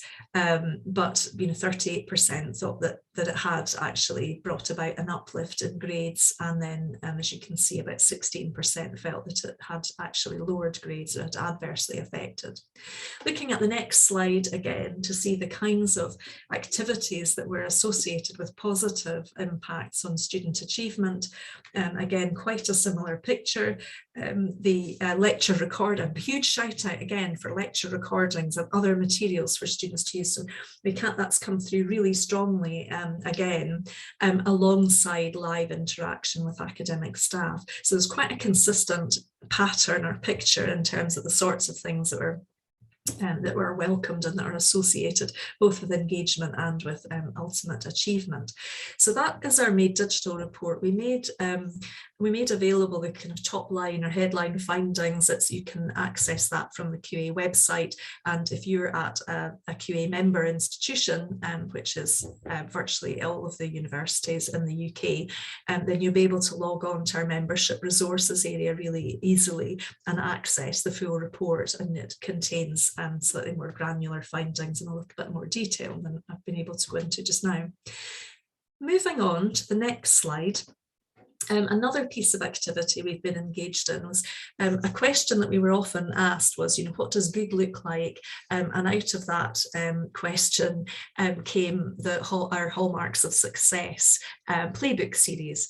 So there are 4 playbooks in our series focusing on different aspects of digital and hybrid delivery. We started with one on student-centered learning and teaching. We followed that up last month with one on assessment and digital and blended pedagogy, so we focus on assessment practice there. And this Friday we're launching our third of our playbooks, which will focus on course design, approval and management. Each of the playbooks follows a similar structure in that it identifies what does success look like, and it identifies what factors is success contingent on, what are the things you need to put in place in order to achieve success, what are the barriers or blockages to having successful approaches in a digital and hybrid space, and finally, how might you go about removing those barriers or getting around them in some other way. They're short, they're sharp, they're nicely designed pieces because they're intended for use by academic practitioners, as well as more senior staff who are responsible for strategizing learning, teaching, assessment practice within institutions. We're publishing them in the current format in this year, and next year we're going to look at how we can really roll out the use of these playbooks and help to support them become more interactive, so that colleagues within institutions can contextualize things like the blockages and challenges or the success factors. You can contextualize those to your own space, that kind of thing. So I really encourage you to have a look at those. They're not the answer to everything, but we hope that they're helpful, and particularly helpful in supporting having that kind of thought through approach to delivery, so that we're not placing all of the pressure on individual staff to have particularly whizzy pieces of activity which students can enjoy and engage with in one place, but that actually are maybe benefiting all of a provider's students. Alongside that work, moving on to the next slide, we're supporting quite a substantial number of what we call collaborative enhancement projects.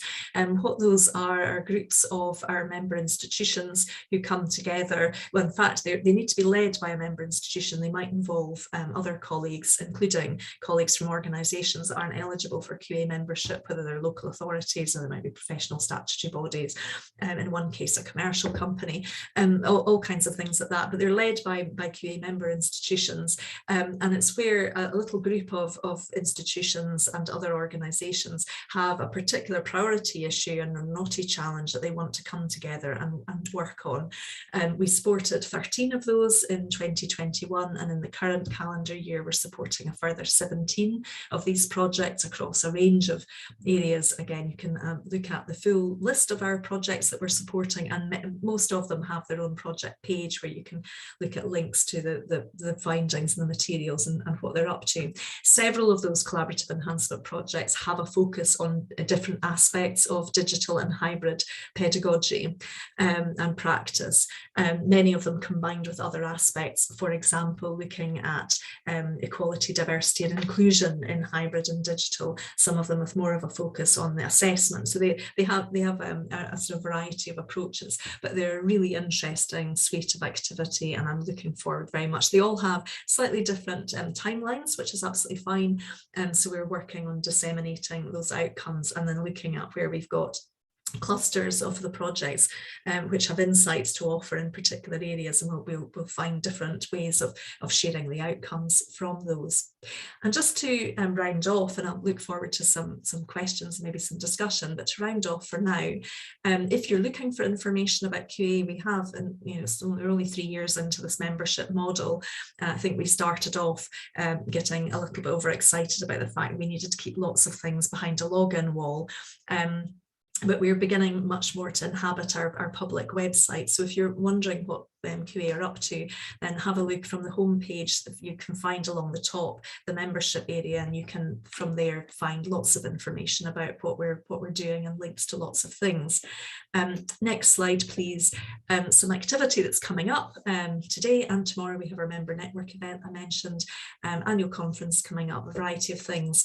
If you sign up for our weekly update, which you can find out how to do by using our membership email address, you need never miss a QA resource or event or activity again. You can have those weekly updates where you can get direct links to how to register for a variety of things. So I'd encourage you to do that. All staff and students can sign up for that from member institutions who are open to do that. Thank you very much indeed for your attention. I shall pause there. Thank you, Elsa. There was so much in there, and such a rich set of resources, and I'm really hoping that that's just given a taster for staff to go in and have a look further and explore those. Just looking at the questions that are coming through, if anyone does have any questions for Elsa, please do raise your hand. I'm just whizzing through the chats, and I think there's again pulled out quite a lot of discussion points in the chat. So I'm just whizzing through to see if there's any particular burning questions that anyone has. Yeah, I'm seeing a couple of comments saying that these kind of findings align. I mean, they're in a sense quite reassuring that they align with things, but it was also helpful to have a little bit more granularity in some areas. Yes, Jane, you've commented that students are maybe concerned about materials no longer being made available with the start of return back onto campus. That's something I'm hearing a lot, that students are suddenly going, what, they've been taken down? I know we're also hearing that colleagues and institutions saying that they're having some struggles with getting students to attend lectures, even though they may now be offered live, so that attendance has really dropped off. And so maybe students just particularly like to listen to lecture recordings. We are hearing a lot of really positive feedback from those kinds of recorded materials, whether it is a full lecture or whether it is material that's been recorded specifically for sharing with students. They really appreciate that material, and where it's been taken back down again. we are hearing some some complaints and concerns about that, which I can understand, particularly as we begin to swing into assessment time. Students are starting to look for that and thinking, well, it's not, it's not there any longer. So that, I think, will be something for providers to think about. I think I'd just echo that, Elsa. I mean, certainly a lot of those findings echo the findings that came out from our research, from our digital experience insight surveys from both staff and students. And I think we're really looking forward to analysing this year's views and opinions, just to see how that transition happened. And as you say, the areas that perhaps students previously were expecting, which may not have necessarily sort of been taken forward in now they're back on campus. So some really fascinating research in there. And I know it just sort of touched the surface, especially around those collaborative projects. And I think, we've mentioned before about inviting some of those projects as they're coming towards the end and being able to share those findings, particularly in the topics around assessment that you've mentioned with this group, because I think, again, we'd be very, very interested in the outcomes of their research. Yeah, no, that would be great. I'd be delighted to do that. It'd be very good to do. Thank you so much for your time today, Elsa, particularly putting this in your other event that you've been running. We'll let you get back to that other event. And thank you again. It's been great to have you with us. A virtual round of applause from everyone. Not at all. Thank you. Thanks very much. It was really lovely to see you. Lovely to see you, Karen, as well, because we've done a lot of work together in the past. So lovely to almost see you today. Thanks very much indeed. Enjoy the rest of your session. Take care. Thank you. Bye-bye. Bye. Right, well, as I said, it is a packed agenda, and really delighted now to be moving into our member showcase session. And this is an opportunity of hearing from 3 Petra Kucher speakers today. And the first of which I'm going to introduce is one very close, I think, to the discussions we've just been having this afternoon around student engagement, understanding the students' experiences of using technology. And really delighted to now hand over to Jim Turner. He is Senior Learning Technologist at Liverpool John Moores University, but also has a very key role in coordinating the Alt LE-SIG. So I'm going to hand over to Jim to lead us through their work. My Petticuccia is running away with me. So thank you very much, Sarah. Yes, myself and Jess are here from LE-SIG. If you've never heard of us before, that's the evaluation of learner experience of e-learning, which sounds like the group that you need to join, actually. So this is a very quick presentation on just what our group does and how it's going to help us. So we're a community of researchers. We're interested in supporting and improving research because it's very difficult to do on top of everything else that we're doing.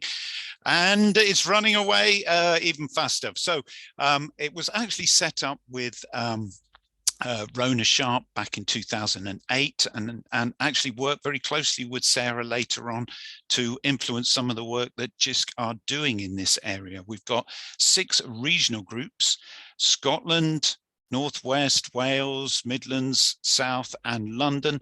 And we're possibly even looking at opening this out in internationally as well. We're exploring that with some colleagues in different countries. So yes, the group is exploring this area and trying to develop the understanding of the theories and methodologies and to try and improve the research in this area.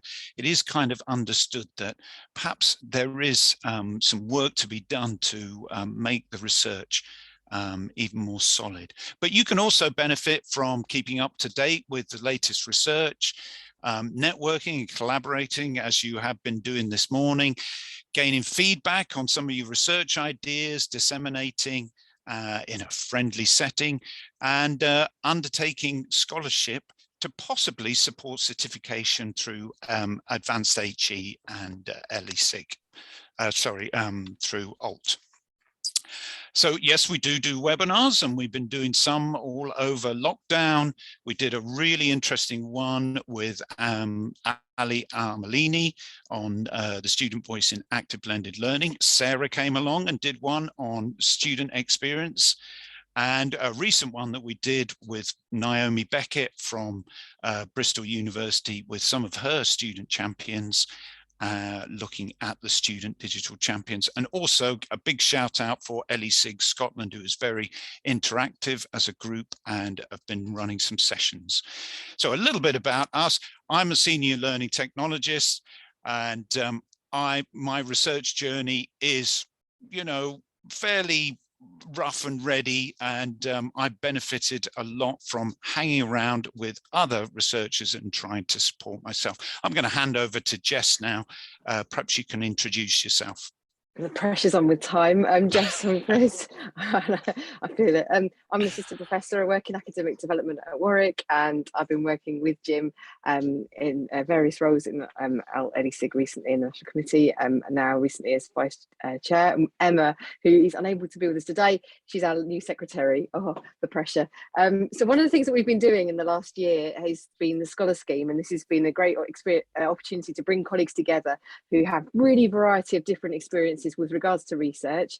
I myself am quite a novice to it, but we've been supporting people through something called the Scholar Scheme, which was came from the brain of Denise Sweeney, who was our chair previously, and originally set up 6 months. It was popular, it ran and people wanted it to continue, so it's actually finished very recently, so it ran in the end for nearly a year, and it's an opportunity for people to be matched with a mentor, and to work together to support each other in their research journey. It may be they were looking at getting a senior fellowship at the HEA, it may be that they're looking at their first publication or just getting a research plan together.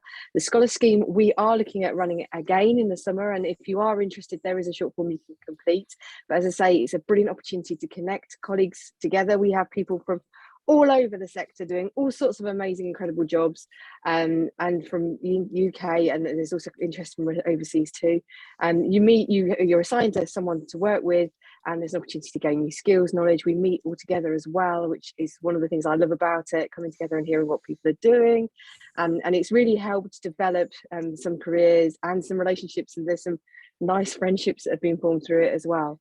So it's an opportunity to gain new skills and to also disseminate findings. So we want to also, we're evolving, we're new, as in we're not new, we've been around a long time, but we want to listen to what the community are up to and where you think that we could help support you, and we want to hear about what your interests are in this area too. So please get in touch if you have any thoughts, and if you are interested in any of the schemes. Jim's just posted a link to the Scholar Scheme there, and I think we're nearly done. I don't know if there's anything else I need to add. Is that, Jim? There's one more slide. It's going to pop up any second now. You can get in touch with us through the Jisc mailing list, and you can come along to one of our webinars. I'm about to post something up for our next one, and yes, perhaps join the Scholar Scheme. We haven't totally formulated when that's going to run, but it's happening. Follow us on Twitter and join your local group. The end. We're also doing some research on the Scholar Scheme, which we hope to publish soon as well. So we're learning as we're doing. Should have mentioned that. That's it. I think we're done. Mm-hmm. Thank you, Jim and Jess. Perfect timing. Brilliant. And really, as you've probably seen in the discussion there, lots of memories of people who were involved in LESIG at the start. And I think it's fabulous. We're still here. I know. It's fabulous to see how the community has grown. And I think never has it been more timely, with the focus back in on student engagement, with all what we've been hearing throughout today, the importance of having a more deeper understanding of student views. So absolutely delighted to see the group, continuing to grow, evolve and develop. It's really exciting. And yes, very much encourage everyone to join. It's a fabulous community. I'm going to hand over now, unless you've got any quick burning questions for Jim or Jess. I know people have just been responding in the chat, so we'll probably continue to have some discussion going on there too. Thank you, Jim and Jess, for joining us. That was fabulous. I'm going to hand over now to Sue Atwell. Sue is head of EdTech within Jisc, and Sue's come along today to give us a very brief overview around the work that Jisc has been doing in its AI Centre. And I'm hoping again that this is just sort of touching the surface, giving a a sneak preview really of a lot more depth, a lot more detail that Sue and her team are doing in this space. So I'm going to hand over to Sue.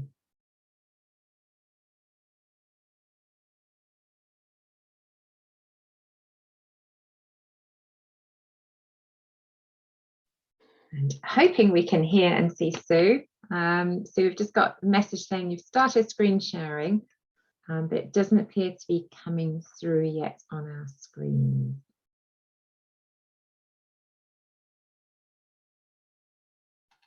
Everything's frozen, Sarah. Typically, at that precise point, I started trying to share screen. I hear you perfectly. Do you want to give it another go? I'm going to give it another go, yes.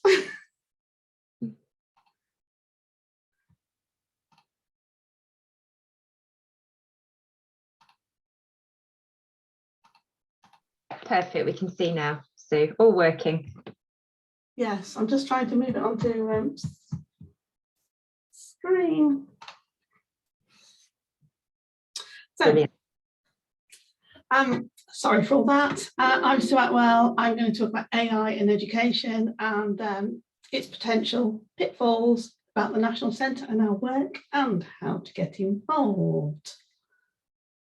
I put quite a lot of text and I put quite a lot of links in the slides, but I'm happy to share them afterwards. So AI is all around us at the moment. So from Netflix sending us recommendations on what to watch next through Alexa and Google Home, and digital assistants helping us to book travel tickets, and live captioning improving all the time through the impact of AI. Improving the student journey and institutional efficiency have come out top as a driver to implement AI through our activities so far, increasing capability and increasing capacity by freeing up staff to concentrate on more value-added activity, by identifying and automating simple and repetitive tasks. Personalisation comes in 3 options at the moment. So personalisation of route through programme of study, so suggesting modules and ordering based on goals.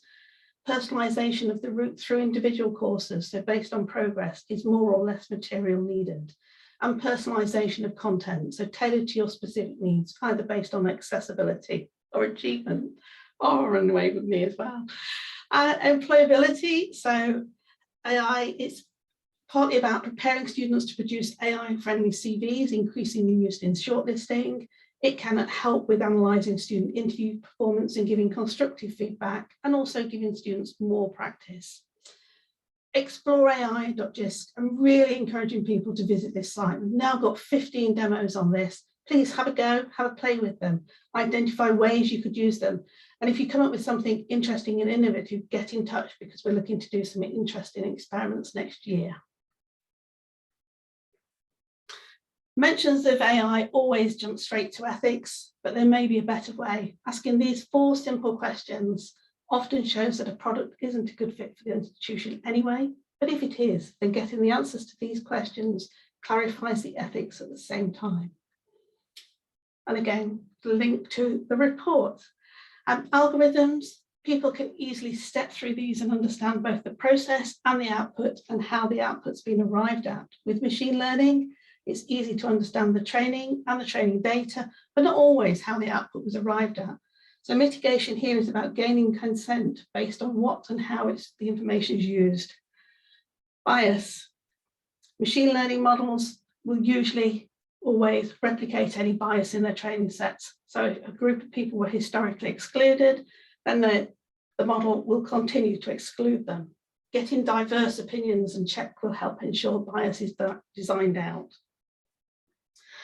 In the National Centre for AI, our key objective is accelerating the adoption of AI and sector maturity. And maturity models help us to understand emerging technology and map where we are and what we need to do in order to move forwards. This year has really been about establishing the foundations for the centre and concentrating on understanding member needs. And we're doing 4 things to deliver that. We're assessing existing products through pilots, and we're working with Jisc licensing and Chess to provide a route to market for tried and tested products. And we're also upskilling Jisc members and advising on ethics. And we're building a community. Our main activities are deep dives, which at the moment we're running in 5 institutions, 3 universities and 3 colleges. We've got 3 pilots running. We've published 2 key reports, 7 community events, and we're just about to publish a 2023 edition of the AI report. Taylor, a digital assistant used by the Open University, helps students disclose and get support with their disabilities. Instead of form filling, students can have a 2-way conversation with their digital assistant.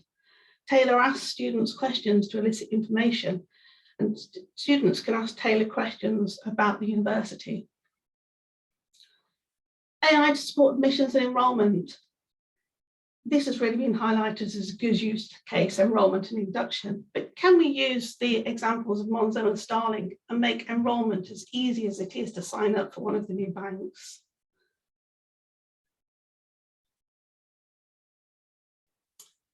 Basingstoke College of Technology are using Sentry for personalised learning for students resit in English and maths, and Sentry makes database recommendations for granular modules, which they call nuggets, so that students can achieve either immediate goals, plug gaps in their knowledge, revisit content, or push themselves further. Our pilots. We're running a chatbot pilot, which is inspired by Bolton's Ada, and we're piloting a general purpose chatbot with 4 colleges. Body swaps. This is student employability, using AI to give students feedback on interview technique and also a range of soft skills. We're currently running 4 HE pilots with Grade, which is assisted STEM marking. The technology is still fairly early doors, so marking open text is a bigger challenge. And here we're looking at whether AI can help reduce staff workload whilst maintaining the high quality, and whether that's acceptable to students. What next? We're planning the next set of pilots and deep dives. All of this activity is influenced by our interactions with members. Priority at the moment seems to be around student enrolment and induction, and then student transition to further student study or employment. How to get involved? We've got our webpage, we've got our blog, we've got our email, and we've got a Jisc mail. Jisc mailing list is the thing that we use to send out links to everything we do. So please do sign up for the Jisc mailing list if you want to keep in touch with what we're doing. My contact details are there. And really just to finish with the fact that next year our focus is on encouraging and supporting more of the sector to move into explore and experiment stage and start doing things with AI, and also producing advice and guidance on how to be ready for AI. Thank you. Thank you, Sue. Perfect timing. And I was, as you were going through, just sort of adding some of those links as well into the chat, but I just missed that last one in terms of the signing up to the mailing list. So if you're able to just pop that into the chat, that would be brilliant.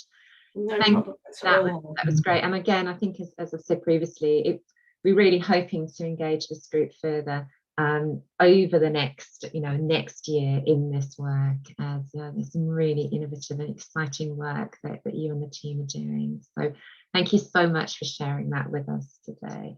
And please, if you have got any specific questions for Sue, please do put them in the chat, as Sue will be able to follow up with you. Our final member showcase session, I'm delighted to hand over to Rita from De Montfort University, and Rita's going to share her slides and share her experiences as well in terms of the lessons learned from current online learning, teaching and supporting students and staff. And as we've been hearing, that's the theme that's come through very strongly throughout all the discussions that we've been hearing today. So really delighted to hand over to Rita. Thank you very much. Just I'll probably take a moment until I get to my slides. And please let me know if you can see them. Perfectly, yes, thank you. Perfect. Okay, so thank you very much for the opportunity to talk about some insights and ideas stemming from my current online teaching. So I am senior lecturer at the Montfort University in Leicester, teaching to big and small classes biomedical science. And some of my aims are to teach scientific concepts, but also to teach practical skills and also to support students. So as we all know, COVID has changed significantly the way we teach and learn. But I believe that after COVID, we are coming stronger and better. And I just want to share some ideas about me discovering, exploring, and creating live learning communities. So as we know, the University of tomorrow needs actually to be able to come across all sorts of challenges like pandemics, but also we hope to continuously provide holistic, flexible, personal education to everyone. So in order to do this, I quickly learned that, I need online tools, and actually a good selection of online tools can enable us to do just that, to create really efficient live online learning communities. So I started my online journey by really simple task, kind of looking for how to really replace the laboratory experiments that could not take place longer face-to-face. So I started from using some simulations. That was my first the first tools that I used. So here you see some simulations provided by Learning Science, and also we created as a team some simulations ourselves, and that's the link on the right. Very quickly, I realized, though, that online teaching, of course, needs constant feedback, constant looking after, and really can take place in live, thriving learning communities. So here you see some tools that I used for supporting teaching, and I would be most willing to take these tools with me back to hybrid teaching. So I used different tools to create online discussion and collaboration places for students, and chatbots to provide them information, Google Forms for feedback, and other ways to provide informal and instant feedback. I also realized, and as we were discussing together today, that it's not only new tools, but new teams we need as well. And very quickly I realized and really started to work much closer with other teams within the university. So such as welfare teams, student support teams, staff from other completely different courses, student representatives, and so on. So here, I just want to present some fragments from the work that I did together with the welfare team and student representatives in creating new resources and sessions to support student well-being. So we created those resources which can be now used by students at any point of their journey. And also these resources help personal tutors and placement providers. So these are resources to support student well-being. In addition to this, I also realized that we can teach effectively by using interdisciplinary debate. And here are some details about my online debate on the myths and facts of vaccination, which I created together with my colleague from journalism. And the session was to debate this question, and also to provide opportunity to interact for the students from biomedical science, but also journalist students together. We also realized that we can build online communities quite easily, and we can go outside our usual class and actually enhance this learning experience by doing that. So here are a few details of my online optional career talks for college students and for undergraduate students. So by doing these talks, I provided some training for mock interviews, and the students really enjoyed this opportunity to network and to be trained in these aspects. I also was teaching using widening participation and internationalization. So here I will just mention briefly my Nuffield projects, projects in partnership with the Nuffield Foundation as part of my widening participation work, and also a session I created with support of some international experts. So Nuffield Summer Research Project is part of my widening participation work, and the students come to experience higher education during summer. And these are most talented college students from the region. They come and compete for this opportunity, and they work during summer alongside our real researchers and postgraduate students by solving research problems or learning research techniques. This work has developed by our university actually becoming the most popular place for such research projects since 2019. And here you see some lovely photos from the celebration event that we have got at the end of summer, where the students are able to present their work for their families, guests, international and local experts. And here are some details about the online session that I designed for master students, where we expanded our classroom by inviting 2 international professors to talk on current allergology issues, and also they were able to answer student questions. So again, relatively easy to do, and I guess the enjoyment was really mutual. Also, as part of this slide, you can see some information cards that we designed to educate our local community about allergy. And it was really rewarding to give back to the community by designing, even with some online tasks, by designing, for example, those information cards. So we did some information cards for the local community on allergy, but also on the myths and facts of vaccination. And you can see here some examples of such cards, which were later distributed to the local community using university social media. And we're going to expand on this work by doing some more work with local pharmacists and providing some information on diabetes together with our students. And then finally, I just wanted to summarize that I really believe that the pandemic made us stronger and better, and there is really big potential to still research, enhance those learning communities. And I would be very much interested to work on this. And of course, finally, I would like to give my acknowledgements to Jisc and also RAISE Network for inspiration. And then finally, just my details for any possible further comments and collaboration. And thank you very much for listening, and thank you very much for the opportunity to briefly whisk through my thoughts on this. Thank you. Thank you, Ruta. Again, excellent timing, and such a rich and informative presentation. So thank you so much for sharing that with the group. And yes, thank you for your contact details as well. I'm sure that there will be some sort of follow-up from that.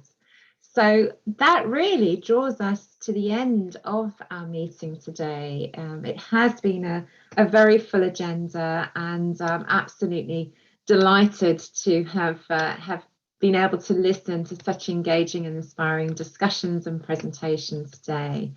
I hope that my question at the start was, what one thing you're going to do or take away from this meeting?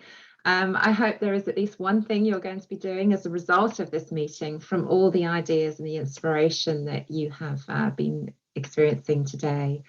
As I've said, we will be sharing the recordings and presentations from today. We will be alerting you as to when those go up on our Jisc website through the events email that you received your joining instructions through. We also welcome feedback, and please do feed that back in our evaluation form that we'll be circulating probably later today or tomorrow. And I really hope that we will continue these discussions going forward on the areas that we've been touching on today. Please do keep in touch via the mailing list, and we very much hope that we will see you face to face for our 50th meeting, where I think we will certainly be continuing a lot of the themes and the discussion that we've had today. So thank you all for your participation, and it's been really lovely to have you all with us today. Thank you again, and enjoy the rest of your day. Thank you.